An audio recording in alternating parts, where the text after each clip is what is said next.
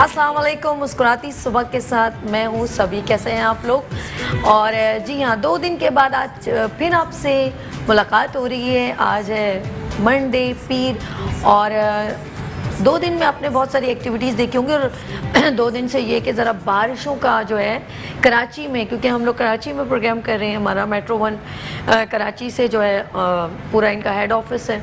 तो अब आपने देखा होगा बारिशें हो रही हैं। तो कल इत्तेफाक से जो है मेरा जाहिर सी बात है बंदा निकल जाता है कहीं ना कोई काम से, तो एक छोटा सा बस मैसेज शेयर करूँगी।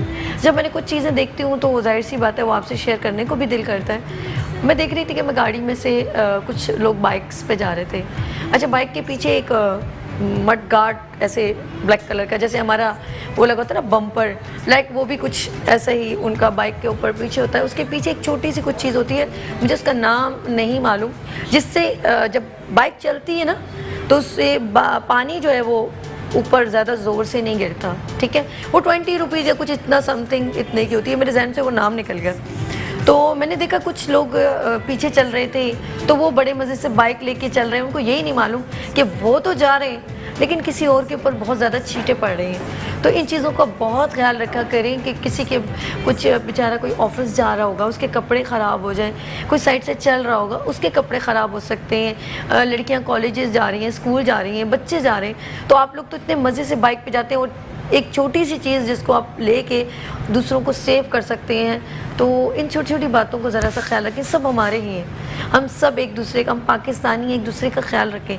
ये भी हमारे बहन भाई हैं, हमारे ही लोग हैं, तो इन चीज़ों का ज़रा ख्याल रखा करें। बस ये छोटा सा मैसेज है तो छोटा सा, लेकिन बात बहुत बड़ी है, तो ज़रा सा ख्याल रखें। जी, बात करेंगे मुस्कुराती सुबह मॉर्निंग शो में। हम बहुत सारे सेगमेंट लेकर आते हैं और हमारा जो फेवरेट सेगमेंट इस वक्त जो हॉट शॉट चल रहा है वो है हेल्थ सेगमेंट। और हेल्थ में हमारी पूरी कोशिश होती है हम आपको बेस्ट से बेस्ट अवेयरनेस दें। और इस वक्त हमारे दरमियान बहुत ही सीनियर, क्योंकि मैंने पिछले वीक में भी उनको इनवाइट किया था लेकिन वो इस्लामाबाद जा गए थे, तो आज वो आ चुके हैं। तो डॉक्टर ईसा, अस्सलाम वालेकुम, कैसे हैं आप? से फर्स्ट क्लास है, अल्लाह का बड़ा एहसान। कैसा लगा? मैंने मैसेज दे दी थी, आप मुझे गौर से सुन रहे हैं। अच्छी बात है।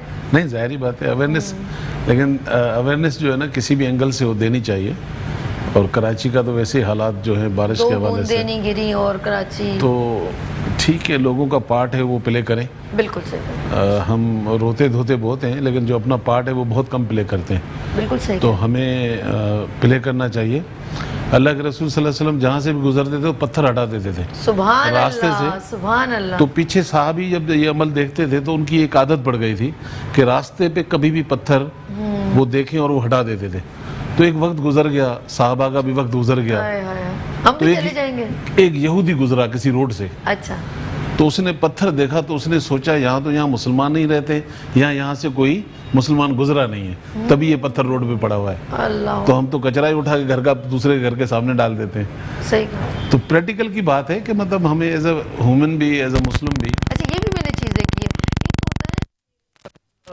अब रोड पे मैं गुजर रही हूँ, बारिश का पानी तो चलो ठीक है स्टे कर रहा है, स्लो स्लो चल रहा है, गटर में जा रहा है, लेकिन साइड पे फुटपाथ के बिल्कुल बराबर में सामने शॉप्स हैं और सारा कचरा जो है उधर पड़ा हुआ है। मुझे हैरान है कि जहाँ आप रोज़ाना काम करते हैं, मैं अक्सर गाड़ी ठीक करवाने जाती भी हूँ ना, वहाँ पर भी मैं देखती हूँ कि उसी जहाँ पर वो लोग काम कर रहे हैं और साइड पर कचरा पड़ा है, तो वो लोग इस चीज़ के ऊपर इम्प्लीमेंट भी नहीं करते। आपको मज़े की बात बताऊं कि इसकी सज़ा हम हर हाल में भुगतेंगे भी, भुगत भी रहे और अभी ये देखें कि आपके चैनल्स ने रिपोर्ट करना शुरू कर दिया है।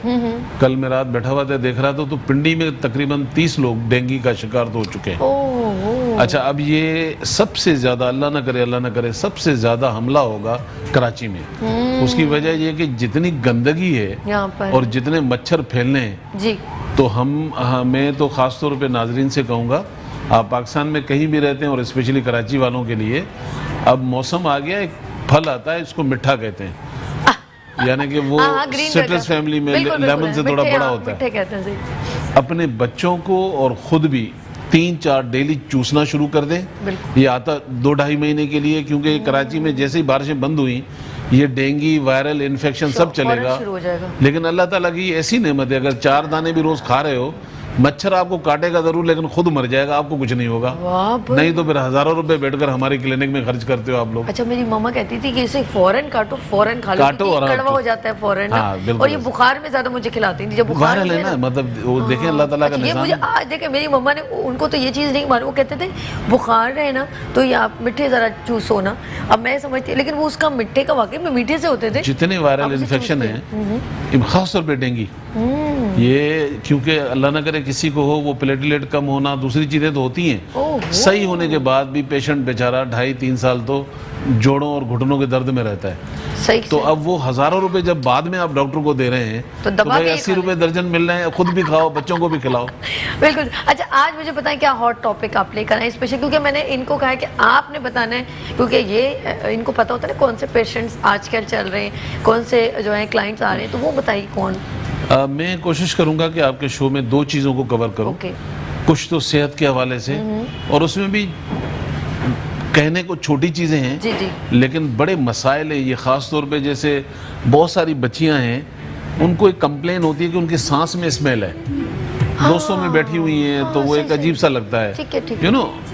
फिर कुछ लोग ऐसे हैं, वो कहते हैं जी पसीने में बदबू बहुत है। बहुत अच्छी बात है। अच्छा, ये भी अवेयरनेस नहीं है लोगों को कि पसीने में बदबू कभी नहीं होती। आप जिम में जाएं, 50 लोग जिमिंग कर रहे हैं, पसीना इतना है कि अपने बदबू में मर जाएंगे। पसीने में नहीं होती। हमारा पसीना जब निकलता है तो जिस्म के अंदर गुड एंड बैड बैक्टीरिया बनता है। जब वो बैड बैक्टीरिया आपके पानी को लेना शुरू कर देता है, जैसे अंडर आर्म से वगैरह वगैरह वगैरह, तो छुपी हुई चीज़ों पे तो ये चीज़ें होती हैं। तो उसको कैसे ख़त्म करेंगे आप, ताकि आप बड़े बेखौफ कि आपका पसीना भी आ रहा है तो लेकिन इजी होम रेमेडी होनी चाहिए। मैं तो आपको पता है एक आधी चीज किचन की बताता हूँ। चलें किचन में? जी चलें। चलें आप चलें जी, आप चलें, मैं हम आपको पीछे पीछे आते हैं।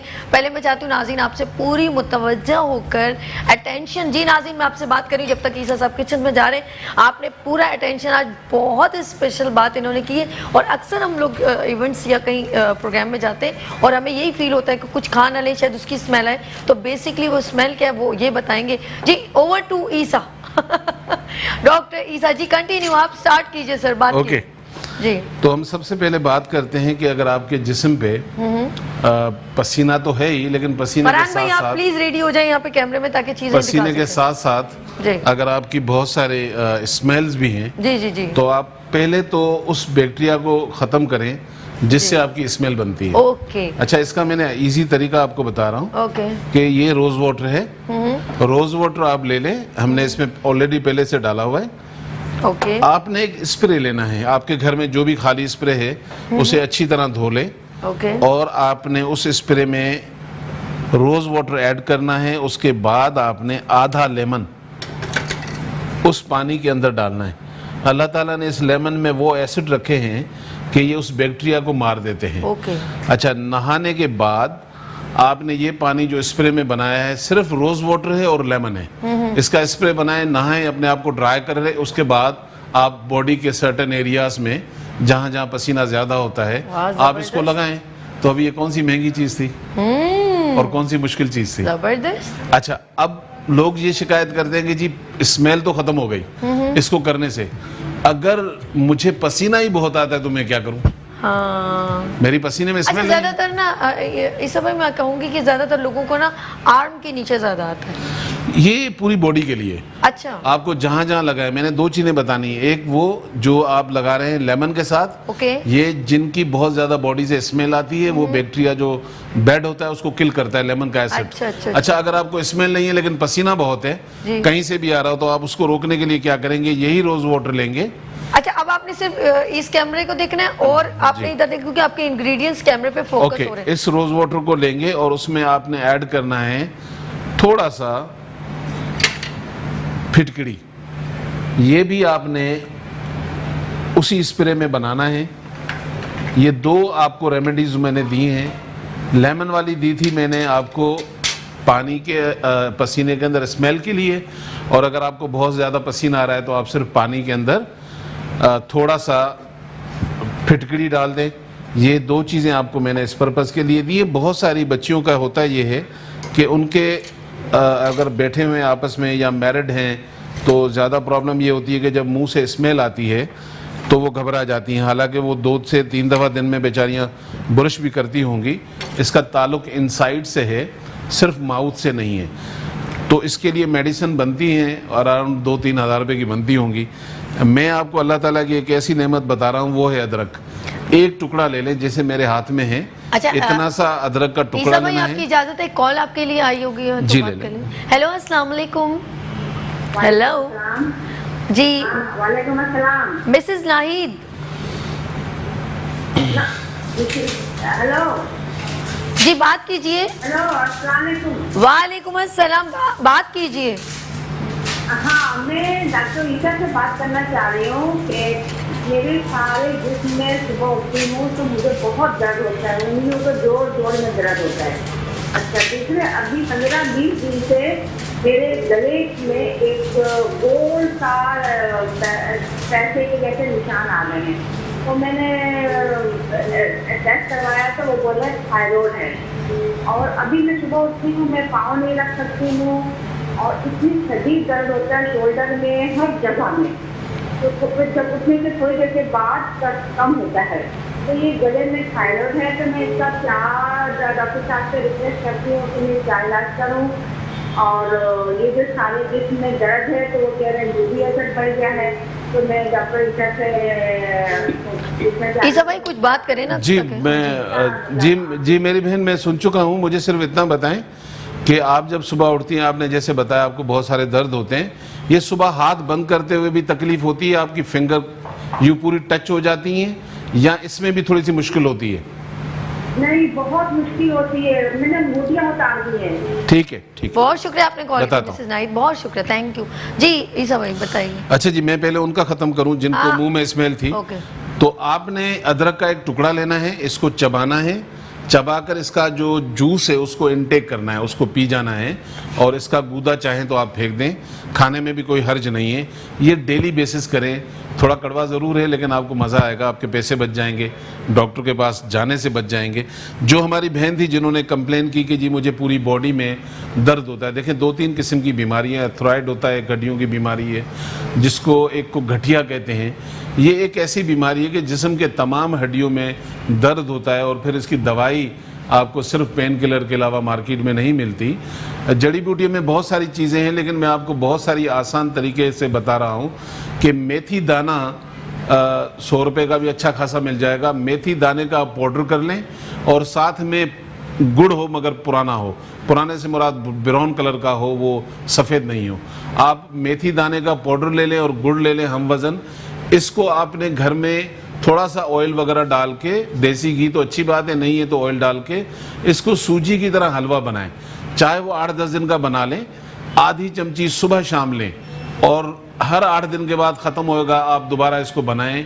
ये अल्लाह ताला की बहुत बड़ी नेमत है। ये वो लोग भी खा सकते हैं जिनको जोड़ों के इश्यूज़ हैं, सर्वाइकल के पेशेंट हैं, गठिया हो चुका है, पूरी बॉडी की हड्डियों में दर्द है, ये सारे लोग इस्तेमाल कर सकते हैं। थायराइड की जहाँ तक बात है, अगर डायग्नोज हो गया है, डॉक्टर ने बोल दिया है कि आपको थायराइड है, तो ये जहन में रखिएगा कि अंग्रेज़ी दुनिया में एक टैबलेट आएगी, वो आपको देगा थायरोसिन के नाम से और कहेगा जब तक आप कब्र में नहीं जाएंगी खाती रहेंगी।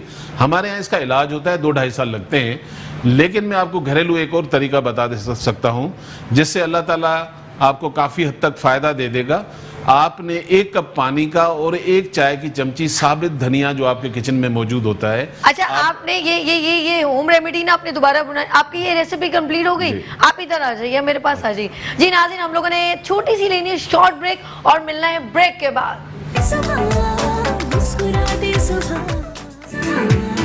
वेलकम बैक मुस्कुराती सुबह के साथ मैं हूं सभी और डॉक्टर ईसा मेरे दरमियान मौजूद हैं। अच्छा ईसा साहब वही कंटिन्यू कीजिएगा। और एक और मिसेस जावेद की भी कॉल आई थी, उन्होंने भी आपसे सवाल किया था ब्रेक में। अब आपने सबका जवाब देना है अपने कैमरे में देख के। 2 को हम दे चुके हैं, थायराइड और उसके लिए एक रेसिपी जो मैं बताना चाह रहा था कि थायराइड वाले पेशेंट जो हैं अगर मेडिसिन ले रहे हैं, ये तो बहन अभी डायग्नोज नहीं है, तो आप 1 कप पानी ले लें और उसमें 1 टीस्पून भरकर घर में जो साबित धनिया होता है इसको डालकर आप कहवा की तरह इसको पकाएं। 3-4-5 जोश आने के बाद इसको छान लें और इसमें 1 टीस्पून हनी डाल दें, प्योर शहद, और डेली बेसिस पर 1 कप बनाकर किसी भी टाइम पे पी लें। और बस शहद का ख्याल रखिएगा प्योर हो, तो अल्लाह ताला ने चाहा थायराइड जो है उसमें ये काफ़ी आपको बैलेंस आउट कर देता है। ज़बरदस्त। अच्छा, बात हो रही है डॉक्टर ईसा डिफरेंट होम रेमेडीज़ दे रहे हैं, और अगर आप चाहें तो इनसे रब्ता भी कर सकते हैं। नंबर जो है मैं अनाउंस कर रही हूँ, लेकिन थोड़ी देर बाद, ताकि आप पेपर पेन रेडी रखें, ठीक है? मैं 1 मिनट बाद बात करूँगी। इससे पहले एक और लेडी ने जब ब्रेक में कॉल की थी, आपने उनका सवाल सुना? हाँ जी, उनका सुना था। उनकी बॉडी में उन्होंने कहा कि कैल्शियम जमा होता है, तो ये हार्मोनल चेंजिंग होती हैं, वो जो अचानक गिर जाती हैं। इनको सबसे पहले चाहिए कि 3 रिपोर्ट्स ये करवा लें, क्योंकि इस तरह की जो बीमारियां होती हैं उसमें आप घर में मतलब टोटका भी कर रहे हैं तो शायद आपको इतना फ़ायदा नहीं होता। तो इनको यूरिक एसिड एक तो टेस्ट कराना चाहिए, विटामिन D3 चेक कराना चाहिए, दूसरा इनको चेक करना चाहिए CBC। ये 3 रिपोर्ट अभी आप नंबर बता रही हैं, हाँ। इस पे हमें सेंड कर दें। बिल्कुल ठीक, बिल्कुल। तो मतलब उनको व्हाट्सएप कर दें, व्हाट्सएप कर दें तो हम इजीली उनको कंडीशन तो उन्होंने बता दी, लेकिन ये रिपोर्ट देखने के बाद फिर आप सजेस्ट करेंगे ना कि क्या प्रॉब्लम है। अच्छा जी नाज़रीन, फौरन आप लोग नंबर लिख लें 0321 2222 2222 192। अगेन मैं बता रही हूँ 0321 2222 192। आप इनसे डायरेक्ट भी रब्ता कर सकते हैं। अभी आपने जाहिर सी बात है बहुत ही सेंसिटिव बात कर दी कि भाई वाकई में, और ये एम्बैरेसमेंट होती है किसी के मुंह से बदबू आना, और वो उसको छुपाने के लिए कभी वो छालिया खा रहा होता है बंदा, कभी सौंफ खा रहा होता है, लेकिन वो इंटरनल प्रॉब्लम होती है बेसिक। बहुत सारी चीज़ें होती हैं, लेकिन वो इतना अफेक्टेड नहीं होती हैं। सच्ची बात है, लोग बेचारे जाते हैं, इतने हज़ारों रुपए खर्च करते हैं। जी। तो मैं लोगों से कहता हूं कि भाई आप अगर सपोज करो मुझसे इलाज करा रहे हो, तो मैं भी तो आपसे 2-3 महीने ले ही रहा हूं ना, तो आप घर में उतना टाइम क्यों नहीं उस रेसिपी को लगाते हो? घर में क्यों समझते हो कि जादू हो जाएगा? तो जिस तरह मैंने बताया कि अदरक का एक टुकड़ा, अगर आपकी ब्रीथ सांस के अंदर स्मेल है, उसके लिए बेस्ट है। अगर आपकी सिर्फ मुंह के अंदर आती है, उसके लिए और इजी है कि आप सादा पानी या ठंडा पानी, थोड़ा बेहतर होगा रात में सोने से पहले ठंडा पानी लेकर उसमें आधा नींबू निचोड़ें और उसके गागल किया करें डेली रात को सोने से पहले। माउथ की स्मेल है तो खत्म हो जाएगी, सांस की है तो अदरक से खत्म हो जाएगी। कॉलर, हेलो अस्सलाम वालेकुम। हेलो, वालेकुम अस्सलाम जी, क्या पूछते हैं डॉक्टर ईसा से आपने? डॉक्टर से पूछना, मेरी बॉडी में शदीद दर्द रहता है। अच्छा, शदीद दर्द किस तरह के, क्या उम्र है आपकी, कहाँ रहते हैं आप? थकान मैं डीसी खान का रहने वाला हूँ। थकान रहती है, जैसे मैं इलाज कर थक गया हूँ। अच्छा, आपकी उम्र क्या पूछे? क्या एज है आपकी? मेरी बॉडी में शदीद दर्द रहता है, थकान रहती है रात को। नहीं, मैं ये पूछ रहा हूँ आपकी उम्र क्या है मेरे भाई? कितने साल के हैं आप? 40 साल के हैं, 35 साल के? हमारे तकरीबन डॉक्टर साहब 28 से 29 साल। अरे आप तो बच्चे हैं यार। अच्छा ये बताएं कि आपकी तबीयत में जरा चिड़चिड़ापन आ गया है?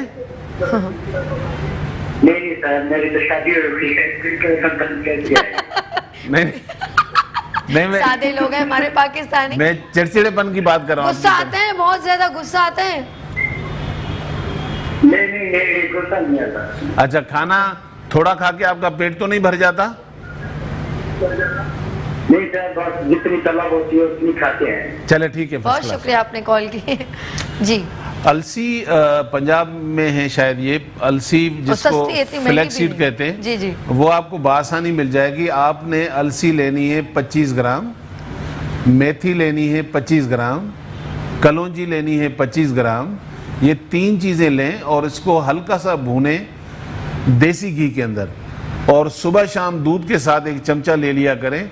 अल्लाह ताला ने चाहा तो आसानी हो जाएगी। क्या बात है, यानी कि बहुत सस्ता। मैं ये कहूँगी इतनी कॉस्ट तो है ही नहीं मेरे ख्याल में। अगर ये सब कॉस्ट वाला काम नहीं कॉस्ट वाला काम जिसको करवाना है मेरी क्लिनिक पे, तो बहुत शौक है आने का। तो इसलिए नहीं, मैं लोगों से कहता हूँ घर में करें। पता है क्या है, बहुत सारी ऐसी चीजें अल्लाह ताला की नेमतें हैं जो हमारे घरों में मौजूद होती हैं, लेकिन हमें उसके बारे में अवेयरनेस नहीं है, तो फिर आप डॉक्टर के पास जा रहे होते हैं। और दूसरी बात, सबसे बड़ी खराबी हमारी जो सोसाइटी की है, जवानी में आप देखें कि किसी के पास अपने लिए टाइम नहीं है। अच्छा, सब बिजी हैं। क्यों बिजी हो भाई? कि भाई जवानी में सेविंग कर लेंगे, पैसों की तो काम आएगा। मैंने आज तक नहीं देखा कि जिसको जवानी में सेविंग की हो उसके काम आया। वो हम डॉक्टरों के काम आता है, क्योंकि जवानी में आपको अपनी सेहत का ख्याल रखना है, आप करते नहीं है। सुबह में नाश्ता अच्छा करो, आप दोपहर में कोशिश करो कि जो पैसे आप इधर उधर लगा रहे हो वो फल और फ्रूट पे लगाओ। रात की रोटी कम खाएं, रात को अल्लाह के रसूल फरमाते हैं कि खाने के बाद 40 कदम चलें। हमने खाना खाया, सोफे पे बैठे, पानामा खेला, उसके बाद सो गए तो भाई तबीयत तो खराब होगी। फिर अर्ली मॉर्निंग उठना नहीं है, देर से सोना है, टोटल निजाम धर्म भरम है। हम 60 पर नहीं पूछते, ऊपर वाला FIR काट देता है हमारी कि भाई ऊपर आ जाओ।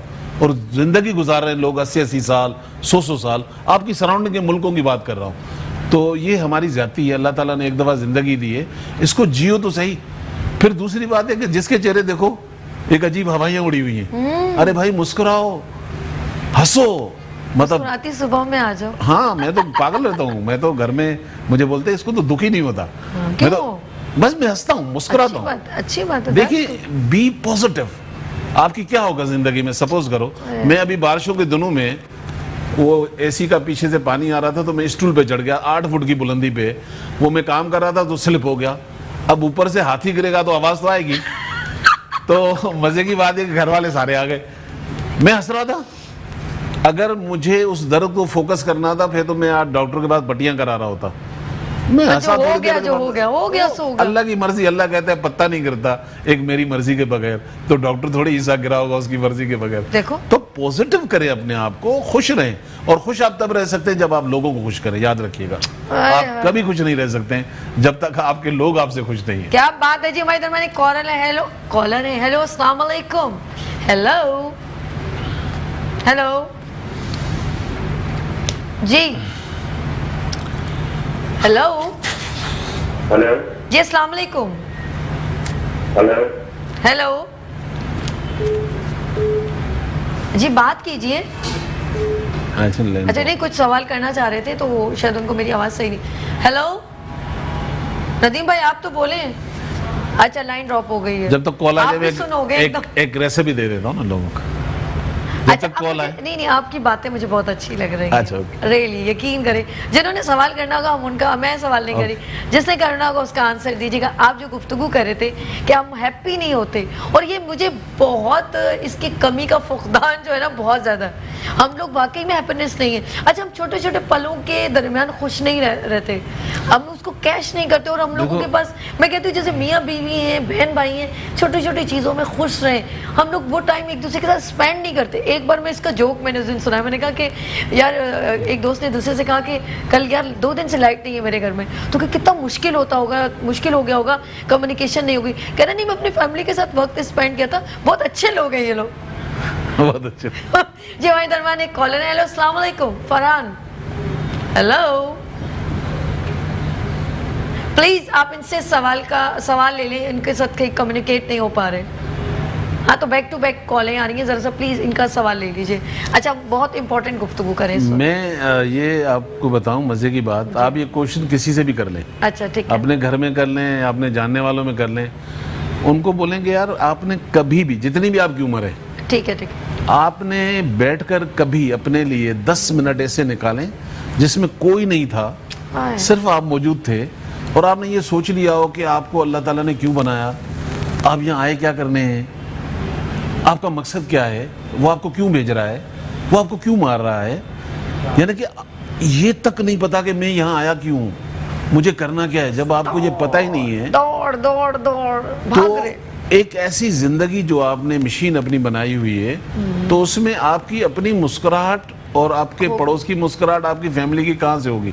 क्योंकि आप तो एक रिमोट की तरह जो काम जिंदगी में करने हैं वही कर रहे हैं। तो इसलिए हमें चाहिए कि पहले हम फोकस कर लें कि हम क्यों आए हैं। ये देखें, अल्लाह के रसूल फरमाते हैं कि भाई आप जिसको देखें सलाम में पहल करें। सुभान अल्लाह। यानी कि आप सोफे पे बैठी हुई हैं, आप बड़ी कोई शाहूकार हैं, मैंने आपको अगर सलाम नहीं किया, आपने मुझे देखा था ना, मैंने आपको सलाम नहीं किया, बात कर रहा हूँ, तो आप चिढ़ गई। अरे भाई, ये हुक्म तो आपको था, अगर आपने पहले देखा था तो आपको मुझे सलाम करना चाहिए था, इसमें ऊंच नीच की क्या बात थी। लेकिन अगर यहाँ अगर किसी को सलाम कर भी दो और जानने वाला वो नहीं है, मैं तो सुन्नत अदा कर रहा था, वो कहने लगा आपको मैं जानता नहीं हूँ। अच्छा भाई, ठीक हो गया, क्या करें। तो ये छोटी छोटी जो चीजें हैं ना। और दूसरा, हम जो है ना कसरत की दौड़ में है, ये ज़हन में रखिएगा, बरकत कुछ और है, कसरत कुछ और है। कसरत वाले आज भी रो रहे हैं, गाड़ियां 10 खड़ी होंगी, घर बड़े पता नहीं कहाँ कहाँ बने हुए होंगे, लेकिन बेचारा रो रहा है। तो पहले ज़माने में हमारे वालिदैन जो है वो बरकत की दुआएं करते थे, हम 1 से 2 3 की दुआएं करते हैं हाय हाय। कि बढ़ जाए। और देखिए अल्लाह ताला का जो निज़ाम है, 75 सूरह है, ये बड़ी ज़बरदस्त आयत लगती है मुझे।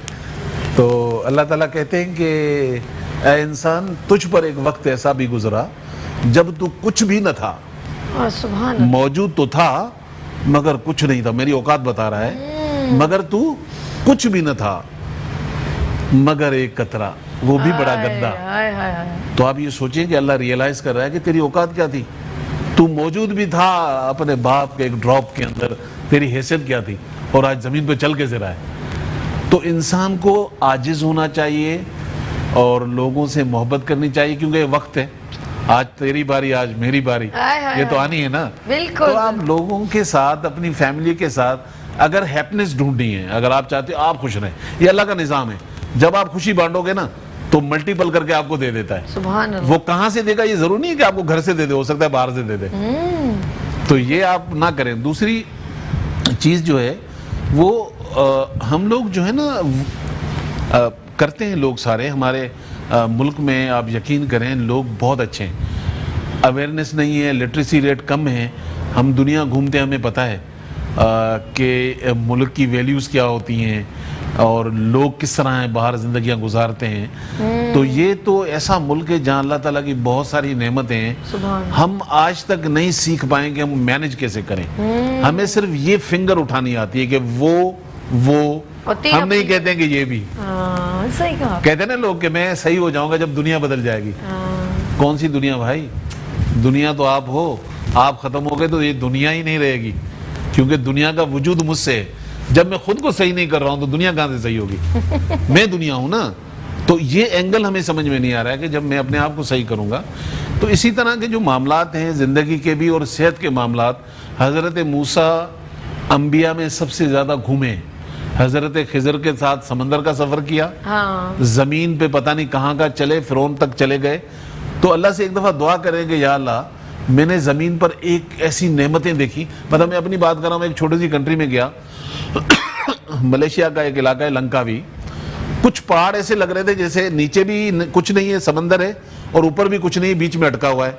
अब ऐसे कई तादाद में देख लो तो आप कुदरत की उस पर हैरान होते हो। तो मूसा अलैहिस्सलाम ने तो पता नहीं क्या क्या देखा होगा। तो अल्लाह से कहता है कि या अल्लाह मैंने आपकी इतनी नेमतें देखी हैं, आप बताओ तो सही मैं किस चीज़ का ज़्यादा शुक्र करूं? सुभान अल्लाह। किस चीज़ का ज्यादा शुक्र करूं? तो अल्लाह ताला जवाब पता है क्या देते हैं? मूसा अपनी सेहत का। अल्लाह अकबर। सारी नेमतें साइड पे करो। सही बात है, इंसान की जान है तो जान है। सही हाँ, कहते हैं सांस के साथ सारी बहारें। सांस कहीं से जरा सा आपकी तकलीफ होती है, आपको सब चीजें जहर लगने लगती हैं, और वही मतलब घुटन हो तो आप कुछ भी नहीं। तो ये हमारे इधर मैंने कॉलर बात कर ले। हेलो अस्सलाम वालेकुम। हेलो अस्सलाम वालेकुम। अस्सलाम वालेकुम जी, क्या पूछना है आपने? जी मैंने ना अपनी बेटी के बारे में मालूम करना है। वो अभी माशाल्लाह 10 साल की हो गई हैं, ओके। लेकिन ना वो बेड वीटिंग नहीं छोड़ रही हैं। क्या कर रही है? बेड वीटिंग के हाँ, लिए। आपको ठीक है। समझ आ रही है हाँ आवाज? वो अच्छा ठीक है ठीक है ठीक है, okay, thank you so much for calling, thank you ji. काले तिल ले लें बहन, 100 ग्राम। काले तिल में 50 ग्राम आपने अखरोट डालना है, 25 ग्राम आपने बादाम डालने हैं, बस 3 चीज़ें। इन तीनों को पाउडर कर लें और जार में रख लें। बच्चों के जायके के हवाले से चाहें तो आप थोड़ी सी मिश्री डाल दें।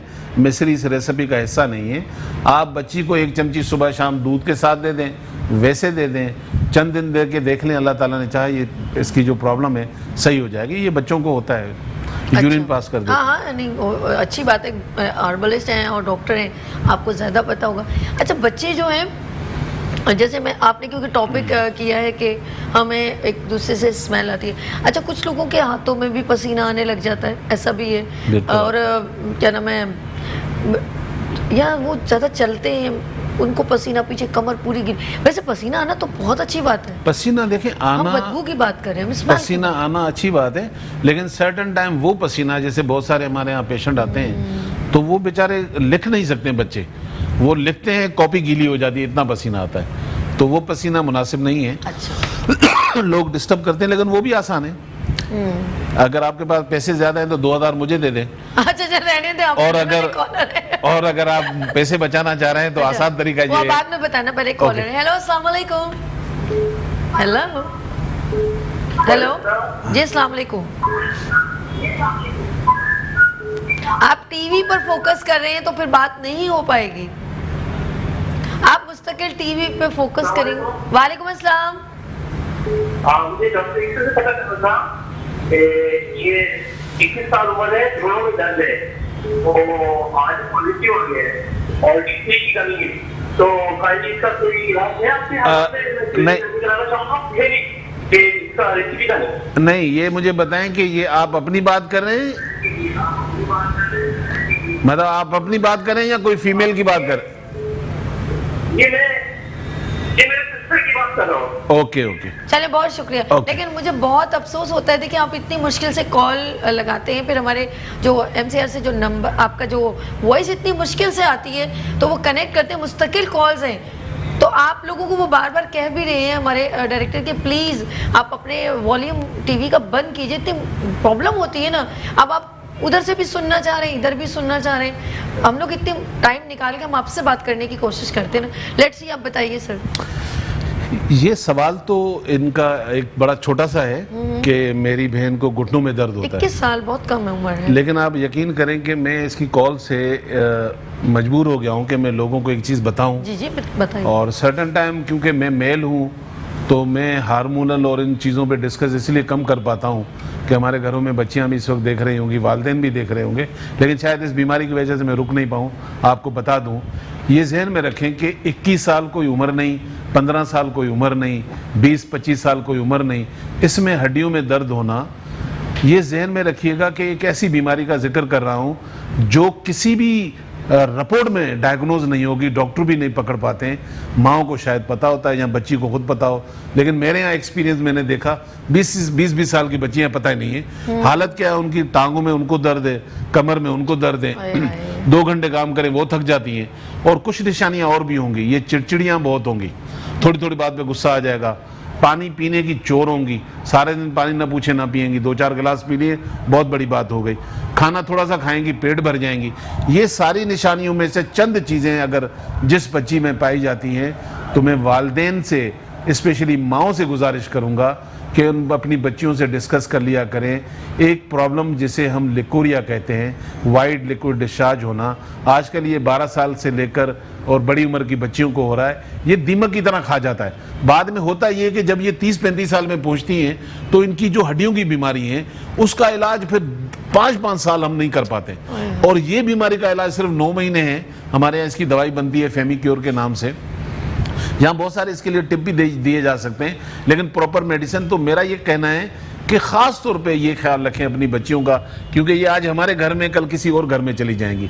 माँ बाप तो बेयर कर लेते हैं कि भाई ठीक है बच्ची ये काम नहीं कर रही है, कुछ नहीं कर रही है, लेकिन वहाँ फिर अपने भी इसके बच्चे होंगे, अपने फैमिली को भी देखना होगा, तो वो बेचारी 2 घंटे काम नहीं कर सकती।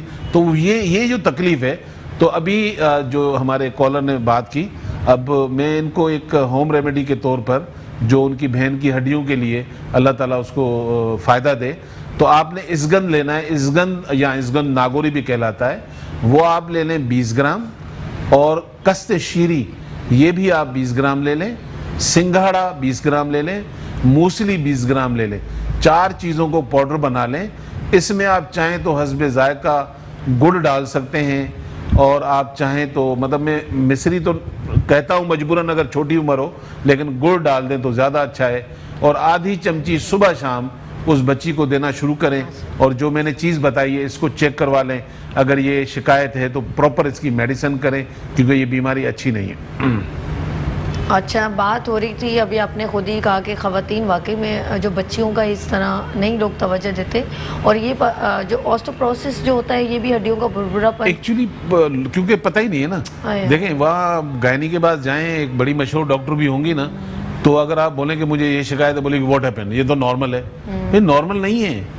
अच्छा, जब आप बात कही थी, एक कॉलर थी, उनकी ड्रॉप हो गई, हलीमा, उनकी भी हड्डियों में बहुत दर्द होता है, तो क्या ये भी वो यूज़ कर सकती है? जी, ये तो इसमें क्योंकि आपको क्या होता है, जरा दोबारा बताइएगा।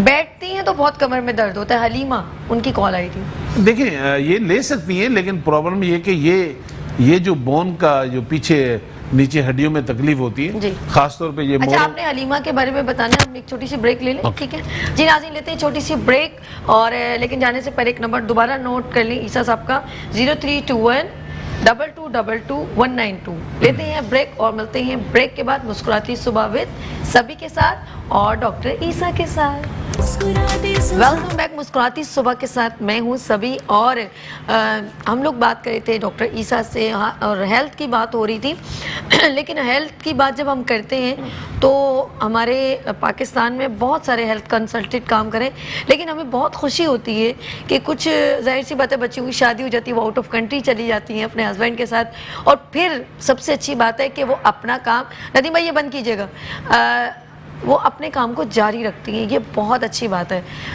क्योंकि वो एक इतनी ज़िंदगी का एक टाइम लगा के स्टडी करती हैं और डिफरेंट तरीके से प्रोसीजर से गुजरती हैं। कुछ तकलीफ़ें जाग जाग के पढ़ना कुछ आसान थोड़ी होता है, लेकिन उस तमाम बातों का रिज़ल्ट जब आता है जब उसको कंटिन्यू करती हैं। तो हमारे दरमियान एक बहुत प्यारी सी गेस्ट मौजूद है, लेकिन मैं उससे पहले बताना चाहूँगी कि उनके जो एक्टिविटीज़ हैं वो सोशल एक्टिविस्ट भी हैं, वो पोइट भी हैं, डॉक्टर भी हैं, ये तमाम, और उसके अलावा बहुत कुछ है। अगर मैं उनकी तारीफ़ करना शुरू करूँगी तो क्या होगा, वो प्रोग्राम ख़त्म हो जाएगा। तो मैं वक्त ज़ाया किए बिना उनसे मिलवाती हूँ doctor Hina Amreen, journal family physician. अस्सलाम वालेकुम, कैसी हैं आप? अल्हम्दुलिल्लाह। कनाडा में आप मुकीम हैं और सबसे अच्छी बात है, मैं एक बड़ी इंपॉर्टेंट बात बताना चाहूँगी, ये जो है हार्ट एंड स्ट्रोक फाउंडेशन की बड़ी ही मुतहर्रिक, जैसे बोलते हैं ना, समाजी कारकुन भी हैं। Is it clear? गुड। अब मैं चाहती हूँ कि आप बताइए हिना जी कि क्या क्या एक्टिविटीज़ कनाडा में आप कर रही हैं? कनाडा में मैं गुज़िश्ता 2 साल से मुकीम हूँ और चूँकि मैं प्रैक्टिसिंग फैमिली फिजिशियन हूँ और मैंने पोस्ट ग्रेजुएशन भी की है और यूके से भी की है, सऊदी भी मेरे पास डिप्लोमा है, पाकिस्तान की तो मेरे पास है ही डिग्री। तो जब मैं कनाडा गई तो वहाँ पर भी लाइसेंस की ज़रूरत थी और लाइसेंस देने के लिए पढ़ना शुरू किया तो मुझे हुआ कि मुझे तो 2-2.5 साल घर बैठ के पढ़ना पड़ेगा, विच वॉज़ नॉट, जो कि मेरे लिए मुमकिन नहीं था घर बैठना 2.5 साल। तो मैंने यूनिवर्सिटी ज्वाइन कर ली दोबारा से हेल्थ केयर में ही आगे कुछ करने के लिए। फिर वो अभी मेरी ग्रेजुएशन कंप्लीट भी नहीं हुई तो मुझे वहाँ जॉब मिल गई बहुत अच्छी, फिर मैंने वो सब शुरू कर दिया। तो पढ़ाई, जॉब और पढ़ने लिखने का तो शौक़ क्या पैदाइशी तौर पे हाथ में कलम पकड़ा दिया गया था। मेरे घर में मेरी खाला और मेरे वालिद, मेरी अम्मी, सबका ताल्लुक़ पढ़ने लिखने से है। तो उसी सिलसिले में वो कहते हैं ना, मेरे बच्चे मुझे कहते हैं कि मम्मी आप तो 24/7 पढ़ती हैं, हम नहीं पढ़ सकते आपकी तरह। तो वो होता है ना कि जिसको आदत होती है वो कुछ ना कुछ करता रहता है, लेकिन मैं बुक वर्म नहीं हूँ। तो फिर मैंने शुरू ही के चंद महीनों में जब मैंने यूनिवर्सिटी स्टार्ट की तो मुझे लगा कि नहीं, सिर्फ पढ़ना नहीं होता, सिर्फ प्रैक्टिस नहीं है। हमने इतना कुछ किया है लाइफ में। रियाद में मैंने एक अरसा गुजारा है, मैंने अदबी और गैर अदबी समाजी सकाफती तंजीमों का हिस्सा रही, डॉक्टर्स ग्रुप का हिस्सा रही और बहुत एक्टिव मेंबर रही। लाइक मेरे पास अच्छी पोजीशंस थी, आई वाज जनरल सेक्रेटरी और मैं बाकायदा मुशायरे ऑर्गेनाइज करती थी, कोई भी तो फिर उसके बाद जब मैं वहाँ गई तो मुझे लगा कि नहीं, सिर्फ पढ़ना तो बहुत ड्राई हो जाएगा। फिर मैंने वो heart and stroke foundation of Canada join की। तो जब उन्होंने देखा कि मेरे पास मेरे जो इतने सारे क्रेडिट्स हैं तो उन्होंने मुझे अच्छी पोजीशंस देना शुरू कर दी, ऑल वॉलंटरी, सब समाजी थी, जिसके लिए मुझे कोई पेमेंट्स तो नहीं होती थी, लेकिन बहुत बड़ी बड़ी मतलब फंड रेजिंग एक्टिविटीज़ हम लोग मिल के ऑर्गेनाइज करते हैं और अभी भी करते हैं। तो बस ये कि मुझे अच्छा लगता है कि जो हमें, जैसे अब ये बात कर रहे थे पॉजिटिविटी की, कि हमें पे बैक करना होता है, जो भी दुनिया में हमें मिलता है वो हमें आगे पास ऑन करना होता है। इट्स नॉट कि मतलब जब मैं हूँ और मैं हूँ और मैं हूँ, यू नो, जो आपके अंदर है वो आपको पास ऑन करना है दूसरों तक। तो ये है ज़बरदस्त। आप यहाँ पर आएंगे, आपको पता मुझे कितना अच्छा लगा। Please so much.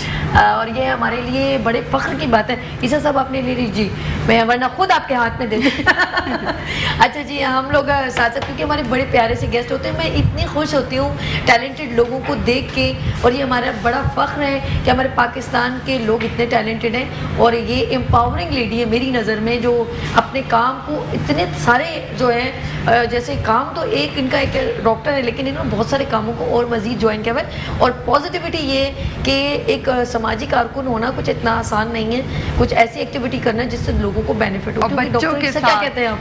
सही कहा, बिल्कुल जी, सभी बहुत अच्छा बच्चों के करें। साथ, और फैमिली बच्चों के साथ।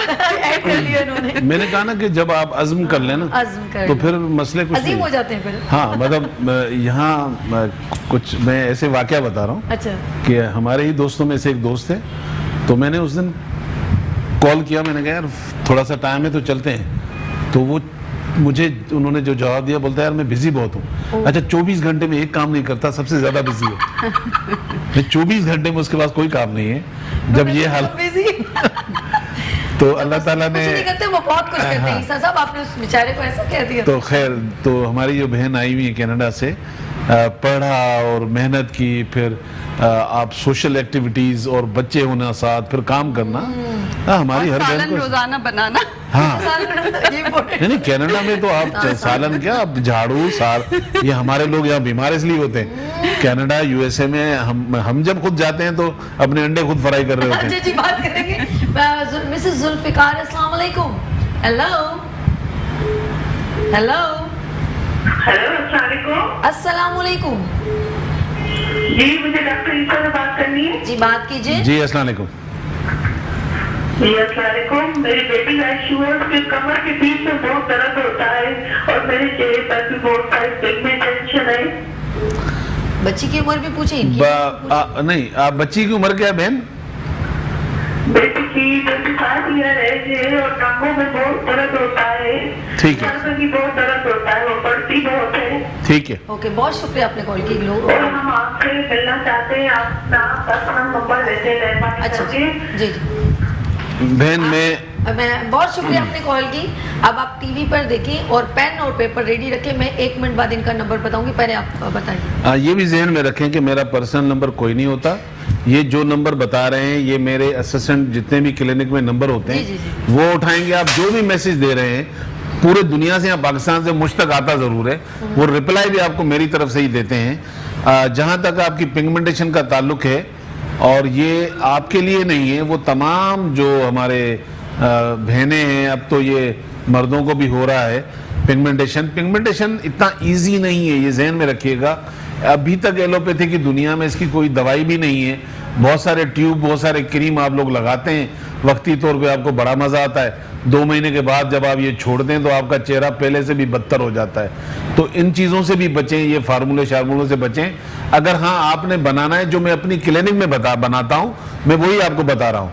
मेरे यहाँ भी कोई सोने से नहीं बनती, जो चीज़ें बता रहा हूँ 6 मैं क्लिनिक में आएंगी यही दे दूंगा। घर बनाए तो आप चीज़ें लिख लें।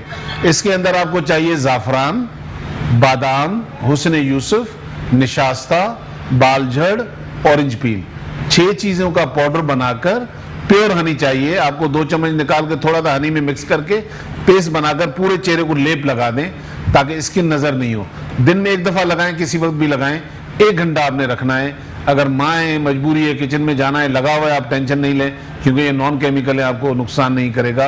लेकिन 1-1.5 साल भूल जाइएगा, डेली करते रहिएगा। अच्छा जी। बाकी अब आपने इनका नंबर मैं बता दूं आपका। जी जी बता। जी नाज़रीन, आप जल्दी से नंबर लिख लें और फिर ब्रेक लेंगे। 0321 2222 192। लेते हैं छोटी सी ब्रेक और मिलते हैं ब्रेक के बाद।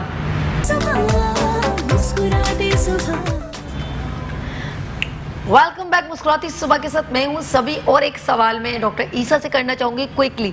ये बताइए कि ख़वातीन का जो है, जैसे आपने कहा कि वाइट पानी जब निकलता है तो हड्डियां कमज़ोर हो जाती हैं और आगे चल के बहुत सारी प्रॉब्लम्स ख़वातीन को हो सकती है। इसी तरह साइकिल भी ख़राब हो जाते हैं, तो उसके लिए कोई होम रेमेडी बताइए। बड़ा आसान सा है, घर में बना लीजिए। ठीक है। कलौंजी ले लिए 25 ग्राम, ओके, मेथी दाना 25 ग्राम, ठीक है, अजवाइन 25 ग्राम और काला जीरा 25 ग्राम। ठीक है। चारों चीज़ों को हम वज़न लेकर पाउडर बना लें, आपकी दवाई तैयार हो गई है। सुबह 1 चमची डेली आप लें, और खुदा न खास्ता पीसीओ किसी को है, यही दवाई काम करेगी। अगर आप इसमें मजीद अजवाइन 20 ग्राम डाल दें तो भी ये पीसीओ में भी काम करती है। अजवाइन, कलवंजी, मेथी दाना और काला जीरा, इनको पीस दें। चारों को हम वजन लेकर पीस लें। ओके। ये साइकिल डिसऑर्डर के लिए है कि 1 चमची सुबह डेली निहार मुँह लें, पानी के साथ, नॉर्मल पानी के साथ निहार मुँह 2 टाइम लेने, 1-1 चमची सिर्फ सुबह में 1 दफा लेनी है। अच्छा, निहार एक मुँह। बार। ओके, आसान सा। और यानी कि स्टॉप भी जिनके होंगे वो भी ठीक हो जाएगा। एज का एक हिस्सा होता है जो 40-50 के बाद वो तो आपको पता है कि अच्छा, कुछ लोगों में जब वो लोग जाके ब्लड चेक करवाते हैं उनको ये मेंशन हो रहा होता है कि आपके अंदर खून की कमी है, तो इसका कोई है? बहुत बड़ा ताल्लुक है इसका। कुछ बच्चियों का खून की कमी होती है तो उनके भी डिसऑर्डर भी हो जाते हैं और डेट प्रॉपर नहीं रहती क्योंकि बॉडी में आगे पीछे हो जाती है, ठीक हाँ। लेकिन आजकल क्योंकि ये जब से फार्मी मुर्गी आई है तो ये प्रॉब्लम ज़्यादा हैं बच्चियों को, खासतौर पे पीसीओ। फिर दवाई कोई नहीं, कोई ग्लूकोफेज खिला देगा, कोई डाइन 35 खिला देगा, इंसुलिन लेवल बढ़ जाता है। हालांकि ये इलाज नहीं है लेकिन बहरहाल खा रहे हैं लोग, तो इसकी हम दवाई बनाते हैं। लेकिन साइकिल डिसऑर्डर के लिए ये जो मैंने बताया आप ये करें, इससे अल्लाह ताला ने चाहा आपको बहुत आराम मिलेगा। ज़बरदस्त। अच्छा, मैं आपका बहुत शुक्रिया अदा करती हूँ, थैंक यू सो मच। लेकिन जाते जाते मैं आपका नंबर फिर रिपीट कर दूंगी जी। डॉक्टर ईसा का नंबर आप नोट कर लीजिए, 0321 2222 इनसे आप रब्ता कर लीजिए। वो ख़वातीन जो जाहिर सी बात है कुछ लोगों की कॉल्स हम नहीं ले पाए तो वो इनसे रब्ता कर सकते हैं। Thank you so much doctor Isa, बहुत अच्छा लगा। इंशाल्लाह फिर मुलाकात होगी। Thank you so much ji. नाज़रीन, आप लोगों ने लेनी है छोटी सी ब्रेक और मिलते हैं ब्रेक के बाद मुस्कुराती सुबह विद सभी के साथ। वेलकम बैक, मुस्कुराती सुबह के साथ मैं हूँ सभी। और हमारे जो है ना, मैंने जिस तरह कहा कि हिना साहिबा, डॉक्टर हिना थी हमारी एम्पावरिंग लेडी, इसी तरह हमारा फ़ख्र पाकिस्तान, हमारी ख़ास तौर पे तमाम मैं फोर्सेस को सलाम पेश करती हूँ। अभी कमिंग 6 सितंबर भी आने वाला है, लेकिन इतना आसान नहीं होता। हम जब बड़े मज़े से हमारी तमाम जो है हम लोग जो लोग हैं वो सो जाते हैं, लेकिन हमारी कुछ ऐसी फोर्सेस हैं, हमारी कुछ ऐसी फील्ड के लोग हैं जो हर वक्त जागते रहते हैं। अगर वो लोग ना हो तो हमारे लिए बड़ी प्रॉब्लम्स है। लेकिन सब चीज़ें हम उन पर डिपेंडेंट नहीं होते। कुछ लोग, हमारी अपनी भी मिस्टेक्स होती है, हमारे दरमियान भी कुछ क्रिमिनल लोग मौजूद होते हैं गलियों में, घरों में। हम लोग हमारे पेरेंट्स तवज्जो नहीं देते या कुछ उनको प्रॉब्लम ऐसी होती है फाइनेंशियली, तो वो क्या करते हैं, छोटी छोटी चोरियां करने लग जाते हैं, डकैतियां करने लग जाते हैं। तो हमारे वो लोग जो हमारे इदारे चला रहे हैं, तो मैं अपनी फोर्सेस को ख़ास तौर पे कहूँगी, वो जो डिफरेंट फील्ड को अपने तरीके से लेके चल रहे हैं, तो वो तमाम चीज़ों को देख रहे हैं। लेकिन हम लोग हमेशा उनको ब्लेम करते हैं कि जी आप लोग ऐसे हो ऐसे हो। जिस तरह हम लोगों में अच्छे बुरे लोग होते हैं उनमें भी होते हैं। तो आज मज़ीद बात करूँगी, वो बताएंगे कि वो लोग क्या करते हैं और क्या क्या फेस करना पड़ता है, क्योंकि उनके पास भी एक उनके ऊपर भी एक जिम्मेदारी है और वो कभी नहीं चाहेंगे कि वो अपनी जिम्मेदारी से बैक हो या उनके ऊपर कोई ब्लेम आए या उनका नाम जो है नीचे डाउन हो। वो कभी नहीं चाहेंगे और कोई भी नहीं चाहता। तो मैं बाकी बातें उनसे डिस्कस करूंगी। इस वक्त हमारे दरमियान मौजूद हैं doctor Jamil Ahmad, additional inspector general of police. अस्सलाम वालेकुम, कैसे हैं आप? ठीक है, फर्स्ट क्लास। असल में मेरे लफ्ज़ क्यों हो गए कि मैं आप लोगों के लिए इतनी मेरी फीलिंग है फोर्सेस के लिए। मैं बार बार कहती हूँ ना, सलाम पेश करती हूँ। और मैं जहाँ पर भी आप लोगों को देखती हूँ, मैं हमेशा सोचती हूँ कि हमेशा लोग कहते हैं कि ये लोग ऐसे हैं ऐसे हैं, लेकिन मैं कहती हूँ यकीन करें आप लोग हमारे लिए हर वक्त मौजूद होते हैं।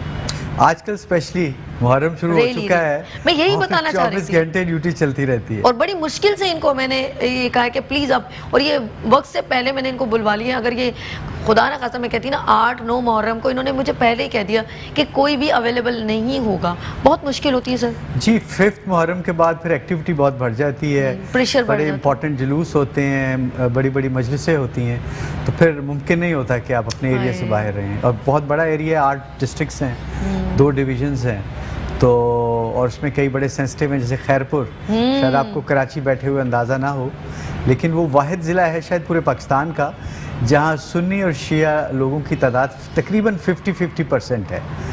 ऐसा किसी और डिस्ट्रिक्ट में पाकिस्तान में नहीं है। सो फिर हम लोग छोटे छोटे मामलात को सीरियस बना लेते हैं, टाइम बहुत होता है, लड़ते झगड़ते रहते हैं, तो वो फिर हमें डेली बाज़ आर्ली बेसिस पे ऐसे इश्यूज़ को रिजॉल्व करना होता है ताकि कोई ऐसा वाक़या ना हो जिससे ओवरऑल माहौल ख़राब हो। लोग अब मैच्योर हो गए हैं और शिया सुन्नी में आपस में कोई मसला नहीं, इख्तलाफ नहीं, लेकिन चंद एक शरारती कम फहम लोग बिल्कुल सही, वो एक बड़ा मसला क्रिएट कर सकते हैं। That is the problem basically. और वो होते ही इस काम के लिए, हाँ, फारिग होते हैं, शरारती जहन होते हैं, कोई मुस्बत एक्टिविटी वो करते नहीं हैं, तो कहीं कोई छोटा सा नुक्ता तलाश करके वो बात को बढ़ा चढ़ा के पेश करके और इशू बना के अपनी सेल्फ इम्पोर्टेंस को थोड़ा बढ़ाने के लिए अपने नाम को गलत तरीके से बड़ा बनाने के लिए उस तरह की हरकतें अच्छा, फोर्सेस में एक चीज़ मैंने देखी, जैसे आपने मुहर्रम, रबीउल अव्वल और होली। अच्छा, मैं एक बात बताना चाहूँगी, हम ईदें लोग भी। ये लोग हर जगह पर ये नहीं सोच के जाते कि ये इनका मज़हब, वो इनकी ड्यूटी होती है और ये बिल्कुल उसी तरह फ़र्ज़ अदा करते हैं जिस तरह वो अपने जो एक्टिविटीज़ हैं उनको देख रहे हैं, लेकिन इनके लिए सब एक्टिविटीज़ इक्वल होती हैं। चाहे ईद त्यौहार हो, आप गेट पर जुम्मे के दिन मसाजिद के सामने खड़े हों, इमाम बारगाह, हर जगह आप लोगों की फीलिंग इक्वल रहती है। जी बिल्कुल, मुसलमानों के त्योहारों को तो आपको सब पता होगा। कराची में शायद हिंदू इतने नहीं हैं, मेरे इलाके में बहुत हैं। सखर में ख़ासतौर पे एक साधु बेला है, एक आइलैंड है जहाँ पे एक बहुत बड़ा मंदिर है, शायद आपने देखा हो। वहाँ पे बड़े बड़े प्रोग्राम होते हैं। अभी मिड जून में 3 दिन का एक बहुत बड़ा प्रोग्राम था। इससे पहले होली का बड़ा फंक्शन था जो रोडी में बहुत बड़ा होता है। इसी तरह उनके एक और बुज़ुर्ग का चंद दिन पहले प्रोग्राम था, तो वो मुझे इनवाइट करते हैं और मैं कोशिश करता हूँ कि ज़रूर टाइम निकाल के उसमें शिरकत करूँ। इससे उन लोगों को एक सेंस ऑफ सिक्योरिटी होता है और उनको ये फील होता है कि हम उनको ओन करते हैं। और मैंने देखा है कि ख़ासतौर पे हमारे इंटीरियर के हिंदू बड़े मुहिब्बुल वतन हैं और बड़े हार्ड वर्किंग हैं और कंपैरेटिवली ऑनेस्ट हैं और बड़ा सीधा सीधा अपना बिजनेस करते हैं और बड़ा पीस लविंग है। मैंने उनके बहुत कम इश्यूज देखे हैं, ना आपस में लड़ते हैं, ना मुसलमानों से या किसी और कम्युनिटी से लड़ते हैं। मेरे ख्याल में वो बहुत अच्छे पाकिस्तानी सिटीजन्स हैं। क्या बात। अच्छा, मैंने कश्मीर डे के उनके साथ योम यकजहती की बात हो रही थी, तो यहाँ पर आए थे हमारे एक हिंदू कम्युनिटी को प्रेजेंट करते हुए, तो बहुत अच्छा लगा उनकी गुफ्तगू में मोहब्बत, प्यार, अमन। तो मैं सारे हिंदू ऐसे नहीं होते, जिस तरह हमारे दरमियान भी बहुत सारे ऐसे लोग होते हैं, तो इन्होंने कितनी अच्छी पॉजिटिव। अच्छा, हमारे आपको पुलिस में तो हैं, आप एक इदारे से के प्रोफेशन से बिलोंग करते हैं, लेकिन हम आपको ये कहना बुरा ना होगा, बेजाना होगा, आप एक सोशल एक्टिविस्ट भी हो गए, इसका मतलब है। एक्चुअली जिस रीजन में मैं आजकल हूँ वहाँ पर इतने सीरियस सोशल इश्यूज हैं जो यहाँ बैठे हुए आपको बिल्कुल उसका अंदाज़ा ही नहीं हो सकता। अच्छा। वहाँ पे ऑनर किलिंग इतनी है, वहाँ पे ऐसी ऐसी फरसूदा रसूमात हैं कि आप बिलीव नहीं करेंगी कि एक बच्चा जो है अभी माँ के पेट में है और उसका रिश्ता तय कर दिया जाता है और उसके पैदा होने के बाद ख़ासतौर पे लड़कियां 10-11 साल की होती हैं तो उन्हें मजबूर किया जाता है कि जहां उनके पेरेंट्स शादी करना चाहते हैं वहां पे शादी कर दी जाए। कोई अगर झगड़ा हो जाता है तो उसमें एक आप कह लें कि सज़ा के तौर पे, जुर्माने के तौर पे लड़कियां दूसरे पार्टी को दे दी जाती हैं। बज़ाहिर रिश्ता दिया जाता है, लेकिन ऐसे ही है जैसे आप उनको एक कमोडिटी के तौर पे ट्रीट कर रहे हैं। फिर वटा सटा के बड़े इश्यूज़ हैं, वो तो खैर पंजाब में भी हैं और जगह पे भी होंगे। उससे बड़ी लड़ाइयाँ जन्म में लेती हैं और झूठे केस बना दिए जाते हैं।